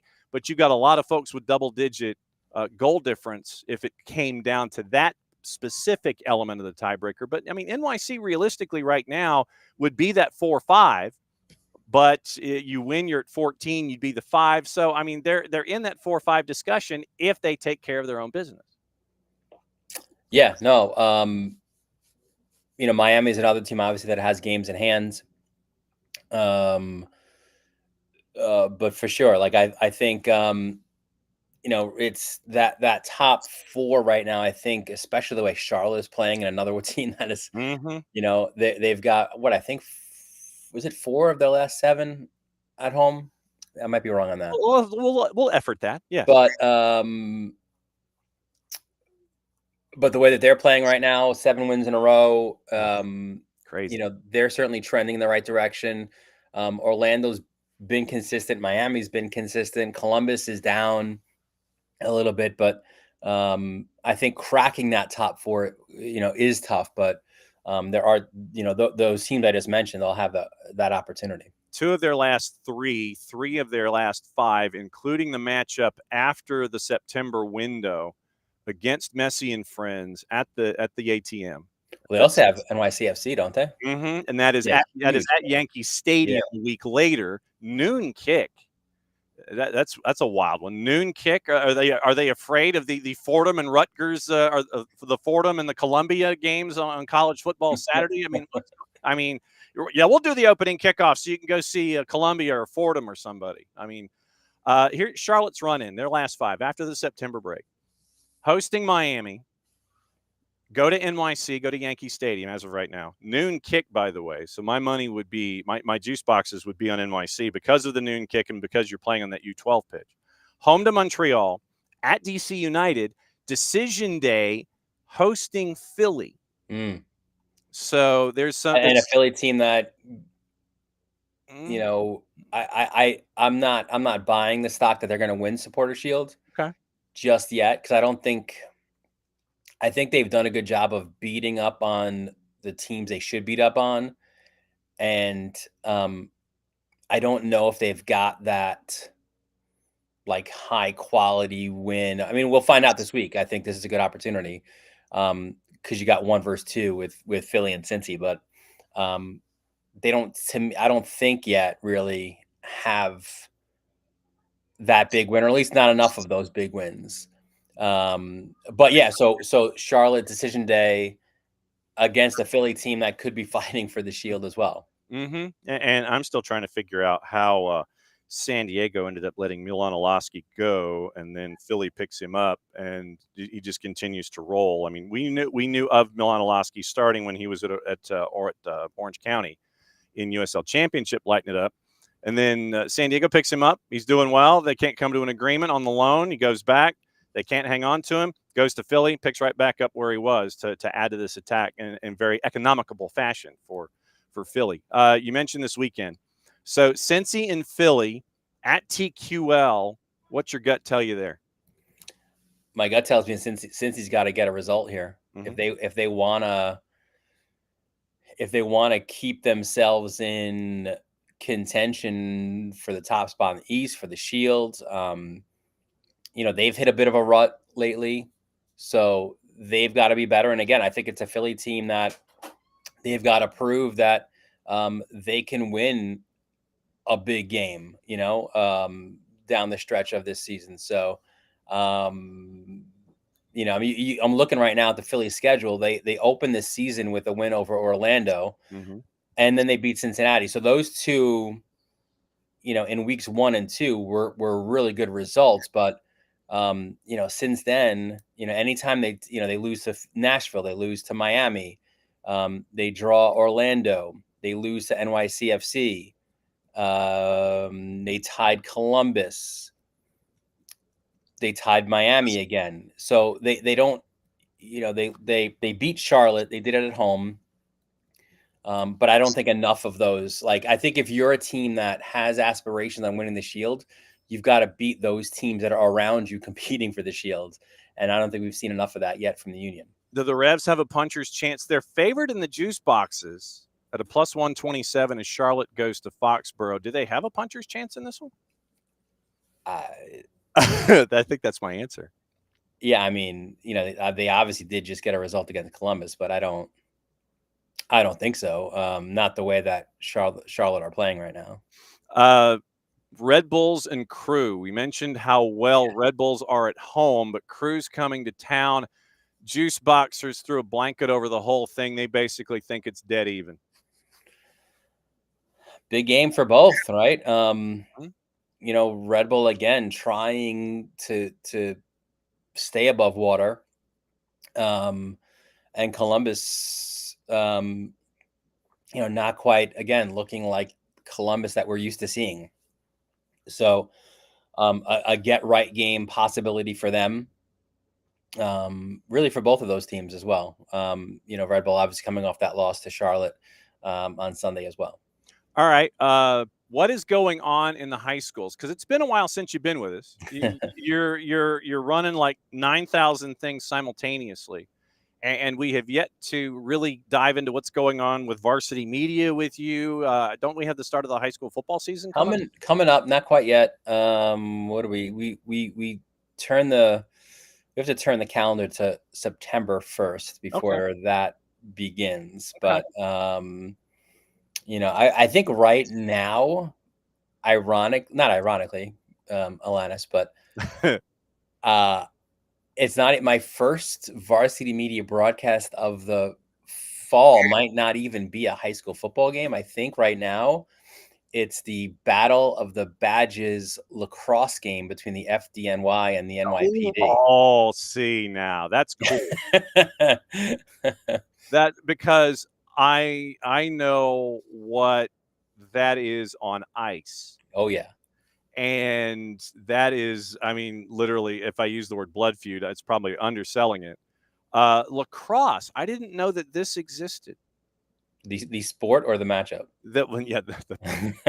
I didn't. This lacrosse of what you. What is this that you speak? Yes, I go back to the Gate brothers and their time indoors for sure. So they had. Did I tell you, by the way? Sorry. No. Now that you mentioned the Gate brothers, it was funny. A couple years ago, Gary Gate, now the head coach at Syracuse, obviously where he was a legend and one of the greatest to ever play the sport. Check. I was covering that game for USA Lacrosse magazine. It was Syracuse at Hofstra, covering the game, and lo and behold, who did I take the elevator down with? Or I'm sorry, I'm at Hofstra's Stewart Stadium. The 4th floor is the press box. The 3rd floor are the fancy to-do suites. Mm-hmm.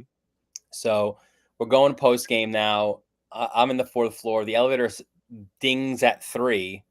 The doors open, and there is Derek Coleman.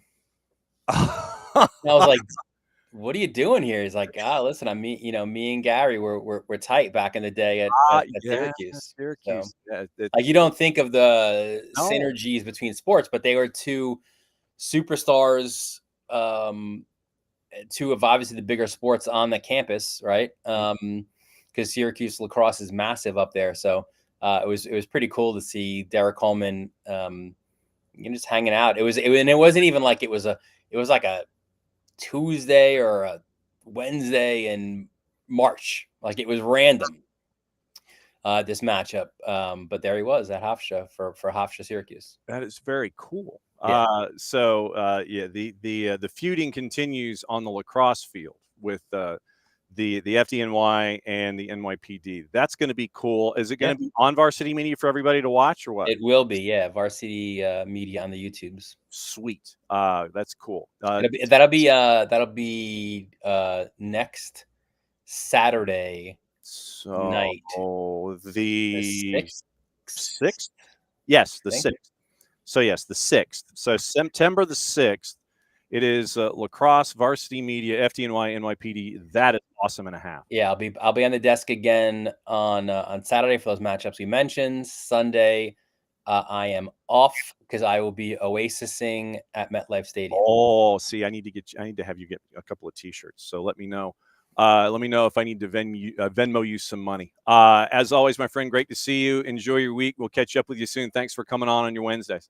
All right, buddy. Cheers. There goes Dylan Butler with his Yankees mug, and he's going to enjoy. And now it is 9:30 in what the boss says is God's time zone. It's the Central Time Zone, and so it's 10:30 here in the East.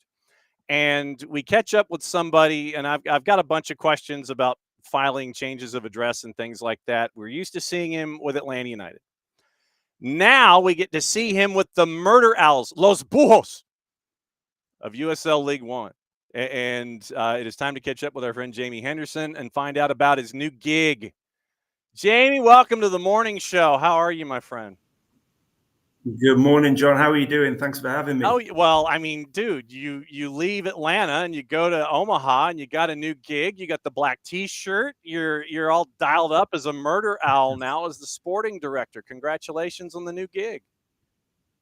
Yeah, thank you. It's been a really quick turnover, so it's happened very quickly. But I'm really happy to be here. I'm sorry I didn't get to say goodbye to everybody, but I'm sure I'll be back in market at some point and get to see you all again soon. Okay, so I'll bite. You said it was a quick turnaround. How quick was it for you being courted by Union Omaha? How long a process are we talking here? I think it's around a 4-week process, to be honest with you. It started, so now probably about 6 weeks ago, the process started. Something I was extremely interested in right away, and then the process progressed every week. And now I'm here. It seems like a little bit of a blur, to be honest with you. I've not had a chance to gather my thoughts too much. It's been a hectic week, as you can imagine. We had 2 games at home with 2 wins, so a real positive week, and it's been really enjoyable up to now. I know that begs the question, why? And I guess it's 2. It's why, and why now at this point of your career? What attracted you to the idea of, I want to do this, I want to be a sporting director? What was the attraction at this point of your career? I think there's a few things on that, John. It's opportunity, alignment, and belief. First of all, the belief in myself that I can come to Union Omaha and really make an impact. I know where the club is, I know where the club's going, and I know what I can bring. And with myself and everybody else around the club, and there's some fantastic people here that work extremely hard, I feel like I could bring my expertise from the last 6 years with Atlanta United and really help the club progress into a really exciting part of next part of their story. So that was a big part for me. In terms of alignment, speaking to ownership, speaking to Alexis, the GM, Marty, the president, we aligned in all of our beliefs of what we want on the field as well as what we want off the field. Omaha is a real tight-knit community, a really family feel. And, my wife is from Nebraska. I went to school in Omaha, so I know the soccer community well, what it means to the state of Nebraska. And, I feel like I was at a point where I could really make a strong impact, both on and off the field. So for those that don't know, I mean, we do follow USL League One, obviously, with Tormenta and the Southeast regional rivalries that are here. For those that don't know, how would you break down what soccer means to Omaha, to Nebraska, and to that part of the Midwest for someone who doesn't know? Well, when you think about Nebraska sports, you think about Cornhusker football, right? That's what everybody thinks. And Union Omaha is the first professional sports team, in the state. And I was fortunate enough to spend 6 years here, go to college here, coach in and around the Omaha metro area. And it produces so many talented soccer players. It has such a passion and drive for the sport. I always thought when I first attended university here in 2012, I was thinking that, this place is crying out for a professional team. And then fast forward, 6 to 7 years, here's a professional team, and it's taken off. They've had very good success early in the club's history with winning 2 titles, and the club's going upwards, continuing to go upwards, and you're not settling for 1 or 2 trophies. This is a thing that's going to be keeping moving forward, and I'm really hopeful, and I believe, like I said, that I can make a strong impact in taking us to the next level. For someone who hasn't seen USL League One, they may know it as a part of the landscape in the U.S. soccer divisions and pyramid and such. How would you describe where USL League One fits when it comes to everything that we watch on a daily basis here in the United States? Yeah, if you look at USL One and you watch it, it is a very attractive product. You can kind of look at the Jägermeister Cup, for example, maybe some US Open Cup games where USL League One teams are matching up against championship teams and they're doing extremely well. So for me, there is not much difference between USL Championship and USL League One, and it's very competitive, attractive football, if you like, as well. Teams trying to play, and you've got players that are still trying to really impose themselves on in their professional career, and it's just been right now. It's been a really enjoyable experience for me to watch the games and be extremely impressed with the product that's being delivered. So it's been really good. I encourage everybody, if you have a USL team in your market area, go and watch them. It's really good. It's obviously different to MLS. It's like I talked about earlier, it's a tight-knit community, and I feel like you'll find that in all of the clubs around the USL, whether it's a Championship or League One. And it's a different feel, but it's really, really enjoyable. So as you now are going back there, the pride of Bellevue, by the way, the pride of Bellevue going in and being a part of everything there now, what do you think will be the easiest part as you transition into the sporting director job there at Union Omaha? And what do you think your biggest challenge is going to be going forward?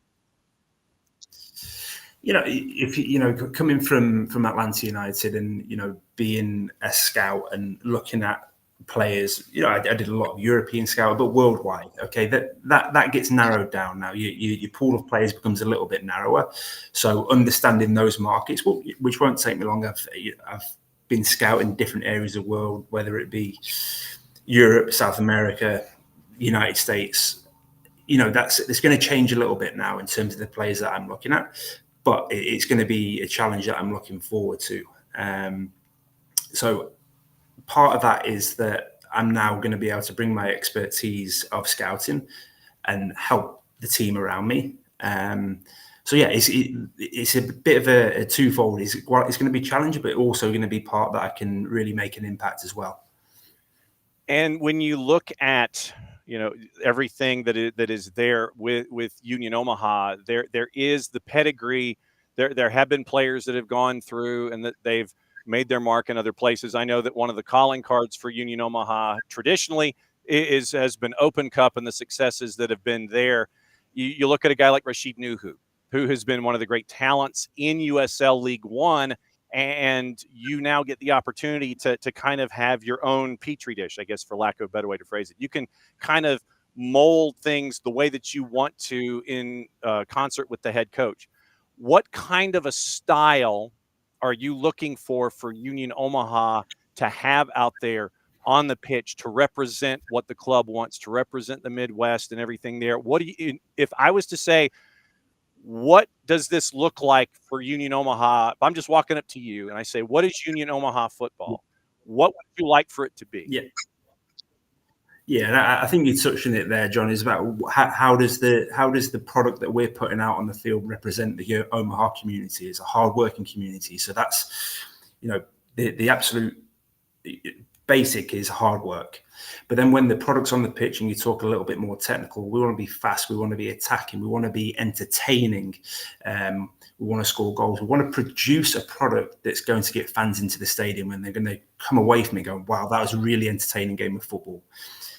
we know that football, you're going to win some, you're going to lose some, but what we're going to make sure we do is we're producing an attacking style of football that's going to bring fans into the stadium and really start to grow the interest, not in just the sport itself, which is continuing to grow day on day, not just in the Omaha community, but in the United States completely. But a product that then is going to go, okay, we're interested in the game. Now we're really interested in this team because they're producing something that's really entertaining for us. And that's where I want to go with this.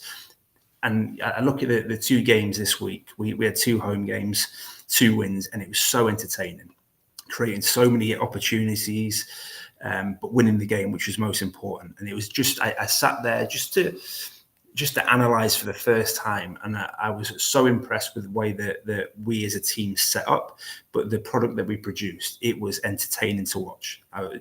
As I should be fully engaged, but I was just there going, this is a good product. We are playing good stuff. This is entertaining. This is going to get people into the stadium, butts on seats, and when we're playing, butts are off seats because they're excited. That's what we're going to keep producing here, and that's the style of football that this club is going to be Dom playing. Casciato started the season as head coach. He's now in Tampa Bay, and so now you're dealing with an interim situation as a part of this new dynamic in this new job. When it comes to needing advice, and I imagine that you probably will have those days where you might have the door closed in the office and it's like, okay, I've really got a question and I need somebody to bounce an idea off of. Who is on your speed dial when it comes to needing advice that they will pick up the phone and you can bounce ideas off of, not necessarily about what the ultimate decision is going to be there in Omaha with the franchise and the club, but just in general tendencies? Who is on your speed dial to help you out when it comes to needing advice these days? The first number I always have on speed dial is my dad. He's always the voice of reason. So that's that one. But when I talk about in a professional setting, I've got to give credit and how much appreciation I have for the guys at Atlanta United. Whether we're working with Carlos Bocanegra, who was a great boss for me. He helped me so much in my professional development. Jonathan Spector, fantastic. Demetrius, again, fantastic. And now most recently, Chris Henderson. All of these guys have helped me get to this stage that I'm at right now. And they've all offered a hand whenever I need it. So all of those guys that I've mentioned there, if I call them, they'll pick up the phone and they'll give me advice. And I trust them to give me the right advice. And I won't hesitate to pick up the phone. What was the first lesson? It could be either to be a successful scout or a successful front office person, sporting director, what have you. What was the first lesson that you learned from those 4 guys that stuck with you that you think will help you the most in that gig there in Omaha? Every day is going to be different. Don't try and fix everything at once, and take the good days with the bad days. Football is a roller coaster. The sports in general is a roller coaster. You can have peaks and you can have troughs, and it's going to be challenging at times. Be true to yourself, but be a leader and lead by example. I listened to an interview this weekend from who was it from? It was from Tommy Fleetwood. It was Tommy Fleetwood who said, above everything else, be a good person to yourself and to the people around you. And that's what I'm going to do. I'm going to make sure that I'm a good person to everyone around here. If I need to chip in and do certain things that are out of my job description, if you like, I'm going to do that. That's what I'm in now. I'm in the USL League One team who we have to go and help with field boards, go and help with field flips because we're in a baseball stadium. This is where I'm at now. And I absolutely love that part of it. And, this is who I am to the core, is I like to help out where I can. And that's what I'm going to do going forward. How difficult is it going to be, knowing you as I do, how difficult is it going to be not to try and fix everything immediately out of the blocks and understand that it might take a couple of days or there might be a process there? How much of a challenge is it going to be to kind of restrain yourself, knowing that you want to kind of fix something and it won't be an immediate thing? That's it. And, it goes back to the advice I was giving. You're not going to be able to fix everything at once. I'm very fortunate that I've come into a club here that is all the ducks in a row. Everybody is organised here. We've got fantastic people working in the backroom staff, the back office here. Alexis and Marty are doing a fantastic job to get the club to where it's at now. I just want to take the load off them and take those responsibilities off them, but also to take the advice from the guys that I mentioned. I'm not going to be able to fix everything at once. Taking one day at a time. There's going to be something new every day, but I'm going to be forefront. I'm going to be honest with everybody, and if I see something, I'm going to say it, and hopefully I can give advice and fix it where it needs fixed. But also taking advice from people around me as well. This is a tight-knit club whose opinions of everybody around here matter to me, and I would like to get the opinions of everyone and then make a decision off that. But I'm here to help and support everybody, from the players to the coaching staff to the backroom staff. That's what I'm here to do, and we're going to continue to build a good relationship.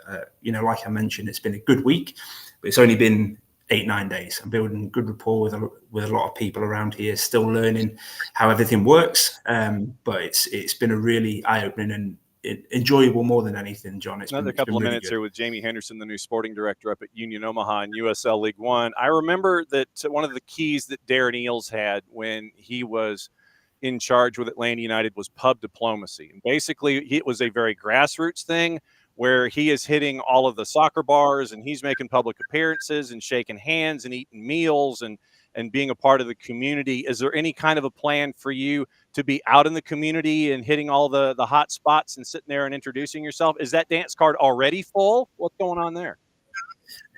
No, that's something that I'm going to be doing. It's something I want to do, and I think it's something that really helps grow the sport and have that touch base with fans. I went out to a tailgate before our game on Saturday and met the supporters group there. They gave me a gift basket, which was really kind of them, and just had that one-on-one time. And it was really good just to see the passion that they have and the care that they have for this club already. So these things, we're going to do little talks at pubs at their supporters group. I'll go and do them. I think getting out in the community, not just myself, but the players, it is vitally important to continue to grow. Last question, and this has to do with some stuff that you used to do here with Atlanta United. Tyler Pilgrim was on earlier this morning in hour number 1 from Scarves and Spikes, and he wanted to wave his hand and sit there and say hello as well. Is there any thought to having a Union Omaha media match so they can see the sporting director of Union Omaha out there with his talented right foot as a way to embrace the local media and let everybody know what they're getting on the pitch with their sporting director, who they would know off the pitch? Is there any thought about something like that, maybe? We could get something like that going. I don't know if it gives me a disadvantage, to be honest with you. I don't know who's seen my right foot, but I appreciate the credit. But that, joking aside, I thought that was a fantastic thing that Atlanta United do, is the media matches. I was fortunate enough to play it in one of those. It's great to get everybody together outside of the pressure cooker of the professional football and media and everything like that. I think it's good to have those. So if I can set one up here, I would love to have it. And if you want to come out for a game as well, yeah. I mean, that's what we were thinking. It's like, are you accepting outside invitations for the media match from past markets and those kinds of things to fill out rosters? And yes, as always, if you'd like to see some folks wander out there to Omaha and see the Murder Owls, take advantage of things in USL League One. It was a slow start this year. You've won 3 of 5, only lost 1 of your last 5, and so you're now in the playoff discussion when it comes to right now USL League One. If we figure out a time to do it, we'd love to come out there and visit and hang out there at Papillon and find out what's going on at Warner Park with everything going on with Union Omaha. Jamie, congratulations. And could not be happier for you and the family to head back out there to the Midwest. And we look forward to seeing how your stamp is going to be on Union Omaha out there in USL League One. Do not be a stranger. We will be knocking on your door, thanks to William Clark, for spreading the schedule out a little bit so we could come and visit. Thanks again for everything while you were here in Atlanta. We could not pass this opportunity by to catch up with you. Congratulations. We'll catch up with you soon, my friend. Don't be a stranger. Appreciate it, there goes John. Thanks Jamie for your time. Henderson. He's the new sporting director at Union Omaha in USL League One. And he has survived an out-of-market interview. He made it. It's always great to see Jamie and catch up with him. And so Jamie Henderson is now sporting director, USL League One's Union Omaha. By the way, USL, Kaylor Hodges is going to join us on Labor Day, and he'll break down everything in USL Championship and League One. There was word out of USL Championship that Loudoun United was not going to renew the contract of the current head coach. And suffice to say that Kaylor was pretty hot. And we've had those discussions on the show about those about what's going on at Loudoun. You know, we've had all of that discussion that has been there. Ryan Martin is going to be dismissed at the end of the 25 season. Like I said, we've had Ryan on the show, and we've done 1v1s with Ryan, and Kaylor was less than pleased. Here's what Kaylor said about the dismissal of Loudoun United's Ryan Martin, the impending dismissal of Ryan Martin. It was literally, Kaylor was hot. When he said, when I say deeply, this is Kaylor, quote, when I say deeply unserious, Loudoun is deeply unserious. You have Oliver Gage and Ryan Martin in the same building. They make a playoff squad on a budget and working conditions that make the USLPA shudder, and you dismiss them both. Absolutely astonishing.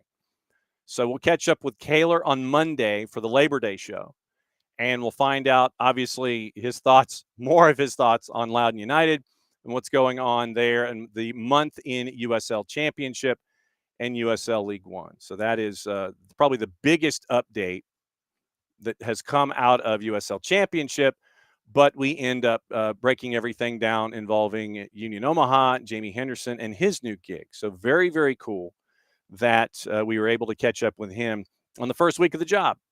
So cool stuff there with Jamie. All right, let's take the tour, go through all of the gossip, rumor, and innuendo, let you know what's going on around the planet, and get you ready for the day with what to watch, where to watch it, and how to watch it. So obviously you've got a lot of the qualifiers going on right now, and a lot of that, what we've started doing is we started using Cherry's cheat sheets on the 280 character app.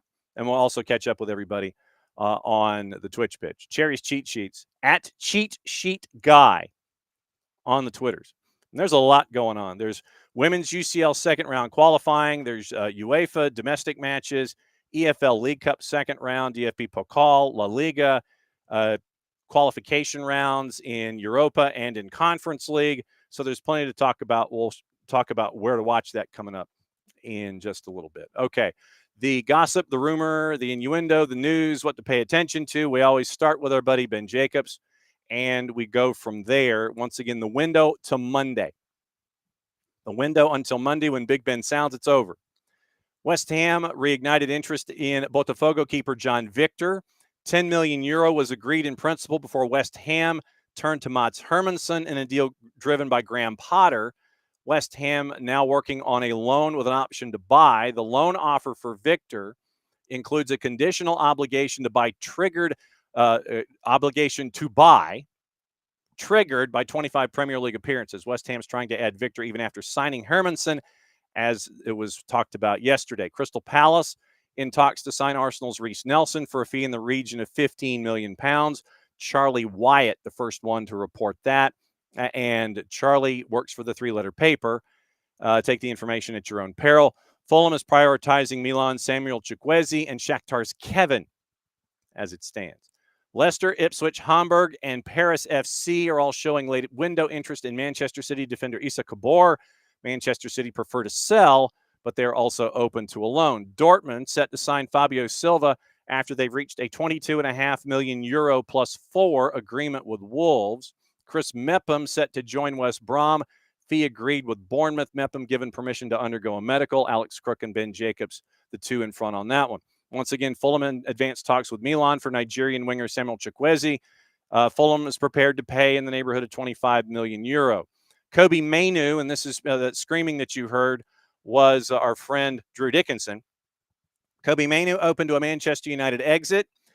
Mainu will likely only consider a move to a club with European football if anything materializes. Manchester United don't have a set asking price yet, but if Mainu asks to leave, they would engage with suitors. No guarantee of a development before the window shuts, but Mainu is assessing options. Chelsea prepared to sanction a loan with an obligation for Nico Jackson if a permanent transfer cannot be agreed to. Clubs are currently told a £10 million loan fee is required. Bayern remain in talks. Matt Targett joined Borough on a season-long loan from Newcastle. And let's see what else we missed. Dortmund confirmed Aaron Anselmino has joined on a season-long loan from Chelsea. Sungutu Magasa is undergoing his West Ham medical today. A couple days ago, we'd mentioned that West Ham was close to signing the Monaco midfielder. 20 million euro plus add-ons in the package could be finalized fairly soon. Wolves have rejected the second Newcastle bid for Jurgen Strand-Larsen, worth about 55 million pounds. The Wolves are still firm that he is not for sale. Yeah, as we always say, everybody's got a price. So we'll see what the word is there with that. So basically, yeah, good luck until it happens. So, all right, let's take a peek at what to watch, where to watch it, how to watch it. Like I said, we always start with Cherry's cheat sheets at Cheat Sheet Guy on the socials. We also forgot to mention the 23-man squad. I would anticipate an impending Soccer for US POD for the U.S. with the announcement of that squad. College soccer, if you missed it last night, Maddie was up at Georgia Gwinnett, and the post-match the post-match analysis is up on the social medias for SDH. Wednesday, you've got a handful of matches at 7 o'clock. UTRGV and UCF, Lemoyne and Lafayette. It's the one up north in the Ivy League. Those two matches at 7. 4 matches on the women's side on either the Plus or ACC Extra. Mars Hill and Asheville, IU Indy and Indiana State, Western Carolina NC State, and Shepherd of West Virginia and Mount St. Mary's. And so that is that's the rundown of the college soccer on the day. CONCACAF Central American Cup, 8 o'clock on FS2. Mocha and Mount Pleasant Academy is at 8 o'clock. 2 teams that we've never seen before. ESPN Deportes has the German Cup, Van Wiesbaden and Bayern Munich at 2:45. 2 to NA has Champions League, Copenhagen and Basel at 3. They've also got the Leagues Cup semifinal, the late one, LAG in Seattle at 10:45. Unimas is simulcasting. Apple TV and MLS Season Pass are broadcasting both of those matchups. ESPN Plus, you've got the German Cup, La Liga at 3, Celta de Vigo and Real Betis, League One, Knoxville, Naples, Madison, and Texoma. Those are at 7 and at 8. Champions League, all on Paramount Plus. Karabag, Ferencvaros at 12:45. Benfica, Fenerbahce, Club Brugge, Rangers, Copenhagen, and Basel at 3. English League Cup continues today. You had chaos yesterday. We'll go over the results in a bit. Oxford United, and there are 3 at 2:45. Oxford United, Brighton, Everton, Mansfield Town, Fulham, Bristol City, and at 3 o'clock it is Grimsby Town and Manchester United. I shudder to think what the juice boxes are in those, and so let's see if we can find the juice boxes in those. So League One, League Two, Premier League Championship, National League Premier, EFL Cup. Here we go. Okay, so the Gummy Bear Cup. Everton a big favorite. Mansfield Town, by the way, is a plus 1170. Fulham a big favorite. Bristol City is a plus 600. Oxford is a plus 615 at home to Brighton, who's a minus 256. Grimsby Town at home. Probably the biggest crowd that Manchester United has. Manchester United bringing the biggest crowd probably ever to Grimsby Town. Grimsby Town is a plus 1580. Manchester United a minus 769. So those are your juice boxes for EFL Cup, and once again, that is today. Paramount Plus, they are ruling the roost on all of those broadcasts. Okay, let's say hi to everybody before we get out of here. Bart with a public service announcement. Soccer for US POD recording the roster takes next week because you anticipate replacements and additions after this weekend, and basically Bart is saying that blank Mars Hill. So there you go. So apparently it was and trying to look at the stream and everything. Apparently, there are some times, and thank you guys for letting me know about the lag. Sometimes there is lag and it might be coming from the source. And I think that legitimately, when you have, and I noticed this in a previous interview, when you have when something happens in the signal coming from outside working its way in, you end up with an interruption. It's kind of like when you're watching a streaming service and it buffers and it picks up video before audio. And so audio kind of lags a little bit. And so I think that there are some times when you end up with that. The audio for the interview will be released later on. So if you want to listen to Jamie in full and not feel out of sorts with things a little off kilter, then audio will be up a little later. The show audio will be up probably within about a half hour, and then Jamie's individual audio will be up a little later today. Thanks to Jamie, thanks to Union Omaha, thanks to Dylan Butler, and thanks to Tyler for coming by on Wednesdays. So, okay, let's go to the top of the order and say hi to everybody. Morning, Alex. Morning, David. Morning, Michael. And let's see. Morning, Alex. Try to get Michelle Kaufman on the show. Hope she gets the royal treatment at Messi and Friends. She was probably the only person there at the beginning. Got to see Michelle during Club World Cup, and it was she was the one. She and Franco Panizzo, I think, were the two that were there, at least this go round, that were here for the entire grid. Michelle has been there since the absolute beginning. Yes, that is absolutely true. Michelle is, like I said, I follow Michelle on the 280, and she is, without question, a great resource when it comes to how things are with Messi and Friends on a daily basis. And so when it comes to later in the year, especially when you get into postseason, things like that, we'll try and effort Michelle. But as you've seen, there are days where practice runs concurrent with the show. And unless she wants to join us from practice, which would be kind of funny, she's holding up her phone, and hopefully it wouldn't overheat or anything like that. We will try and effort Michelle. We've tried to effort Michelle in the past. Nate, good to see you, as always. Yeah, Michael, you're not wrong. How about 70 million and they pay us our 30? Absolutely. Yeah, and that was why, for those of you that missed it, on Tuesday, we wrapped up with Jason Stevens, our consultant, as we talk about the economics of sport. And I wanted to ask how transactions actually function, where if you're sending a player to club number 3 and club number 1 hasn't been paid by the club number 2, how that actually happens. And it probably goes to bylaws and making sure that in that particular case anyway, that if the player is under contract, that team number 2 gets paid, team number 1 needs to get paid, and they really do need to get paid. So I think it comes down to league bylaws and contracts of the individual player at the time when they are signed. Club 1 kind of turns into an afterthought, and club 2 gets their immediate reward, and club number 1, if there's a sell-on, which there was in this case, should be getting $5 million. Don't know if they did. It might be gummed up as a part of the collective in knowing that 30 million is owed. And since I'm in litigation over 25, what's litigation over 30 as opposed to being 25? It's just another 5 million. I'm still in litigation. So my guess is, and that was why I also wanted to bring up John Texter in something resembling opening kickoff, was that as far as I can tell, and this, like I said, this is just me trying to extrapolate, that if you're in for a penny, you're in for a pound when it comes to litigation when you're dealing with John Texter. And by the way, he still has yet to respond to our first ever Instagram message, and I will probably just have to cycle back and give him another DM just to see if he'd want to come on the show. But my guess is with litigation, you're not going to let one item of the litigation through, because then you might be liable for the whole thing. And so you want to hang on to everything and go, well, no, I don't want to. And so until you get a judgment on everything, you're not going to do anything, if that make any sense. So that's, yeah, Michael, parenting down here, that's pretty dangerous.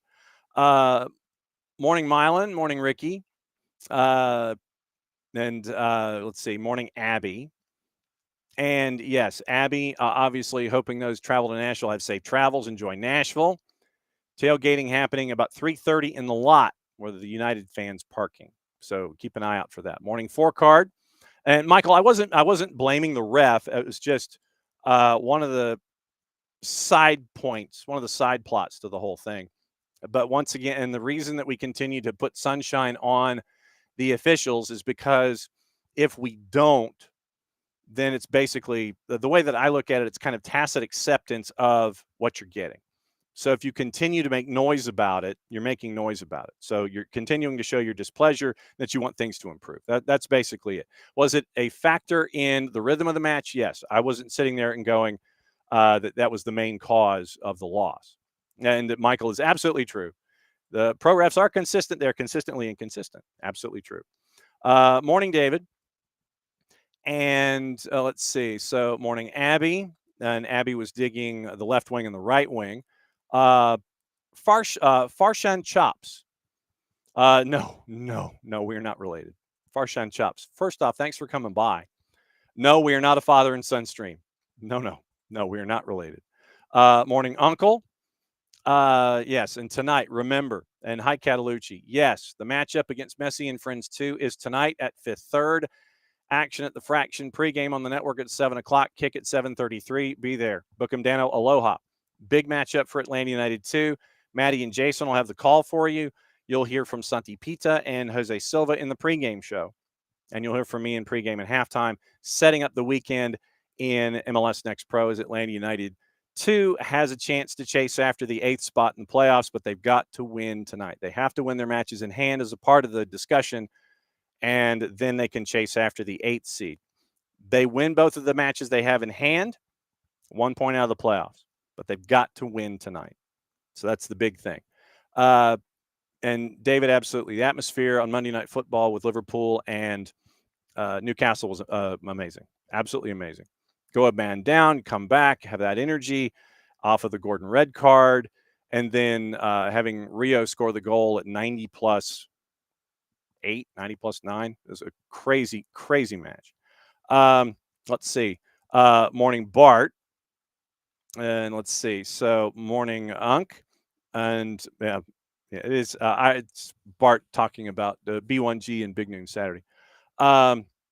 So, and morning, Chris. Thanks for coming by as well. So that is the rundown of the Twitch pitch. Hopefully, I got to say hi to everybody that was here this morning. All right. So, quick run of the news, and I'm trying to see if there's anything that is out there that. Champions League yesterday. Brendan Rodgers is bitterly disappointed. Celtic misses out after losing to Kairat Almaty in Kazakhstan, I believe. Yes. Kazakhstan's Kairat Almaty. Tamirlan Anarbakov saved a lot of activity in the pens. Edot McCowan Dyson-Maeda saved for Tamirlan Anarbakov. So Kairat Almaty goes into the group stage of the Champions League, and Celtic does not. 210 goalless minutes, and Celtic's board. So now this is the recap of the match from John Bruin from yesterday. Celtic's board's unpopular decision to wait for transfer business until Champions League qualification was banked now looks prudent. But then you're sitting there and you're going, well, maybe you should have. Then you would be going into Champions League. Celtic not returning to the group stage after they were in it last year when they qualified for knockouts. Brendan Rodgers. So just ask Jared about Brendan Rodgers. Next time you see him, next time that he circles through everything. Brendan Rodgers, bitterly disappointed, very frustrating. Showed a glimpse of what we can do, but we haven't been able to show that over the course of these two games. 300 supporters traveled 3,500 miles to Central Asia. In Almaty, new calls of sack the board were heard. And now you've got Old Firm coming up on Sunday. Old Firm on Sunday after losing to a team in Kazakhstan yesterday.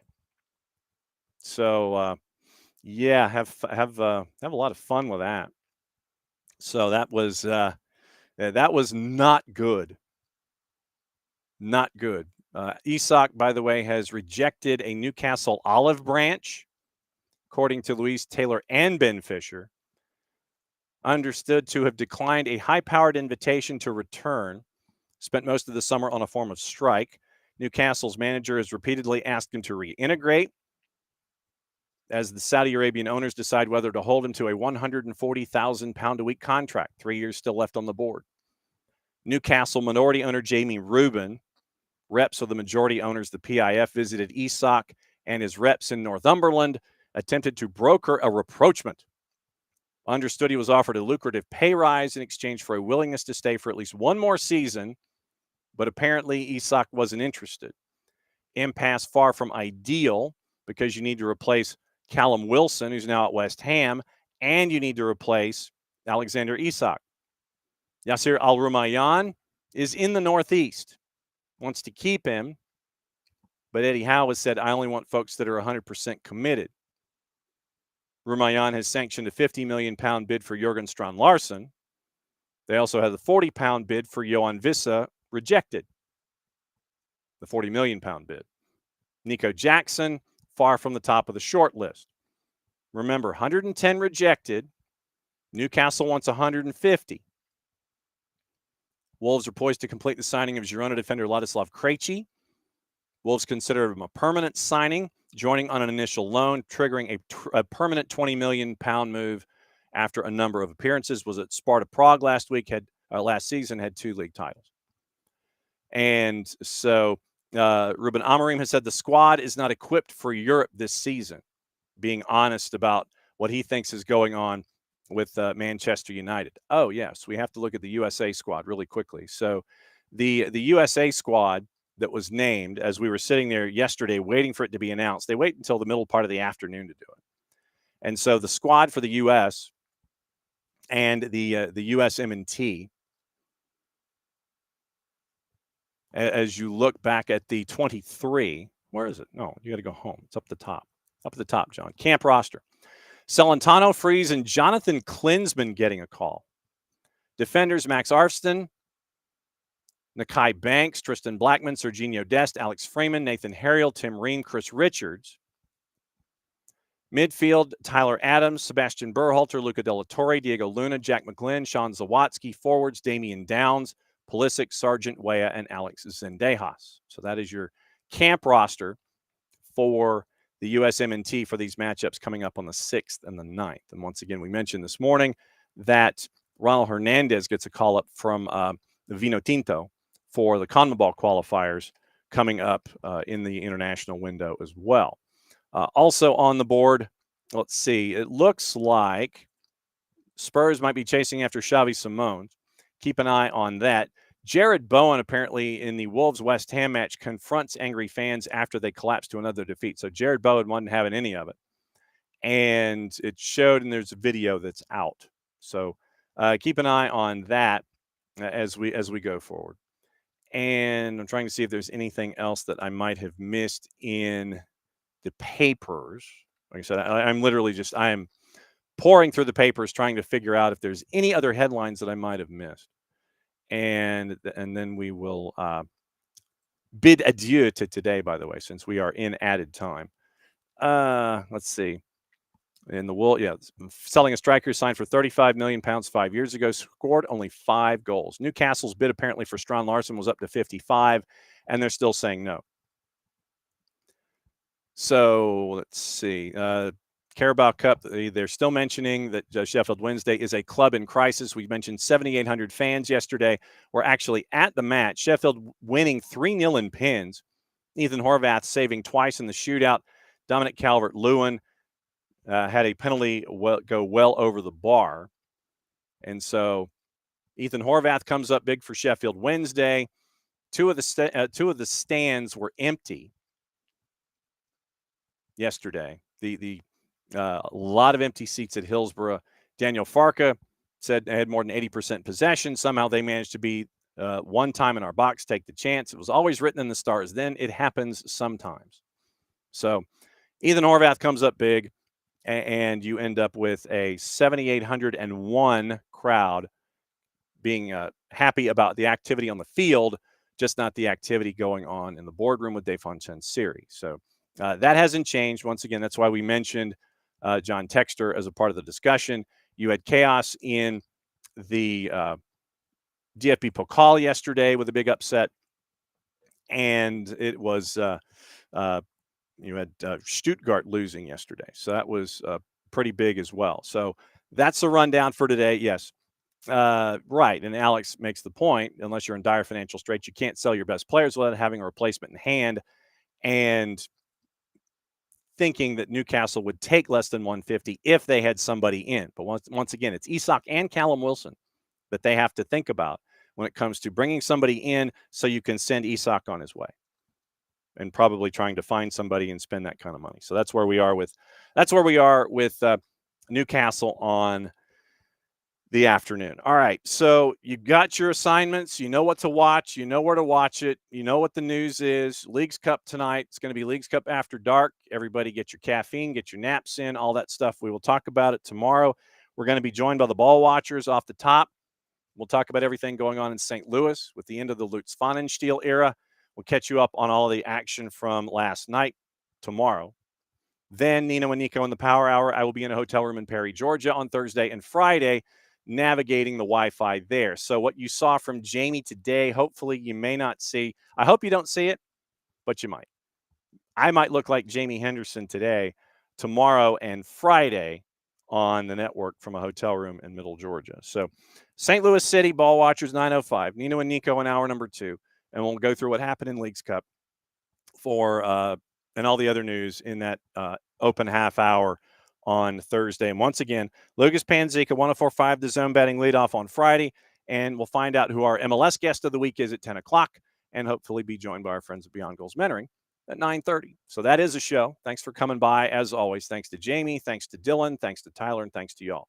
Back in a little less than 22 for another go-round of SDH AM. Since it's the end of the show, that means I get to do this. Play it safe, everybody. We will catch up with you tomorrow. Bye.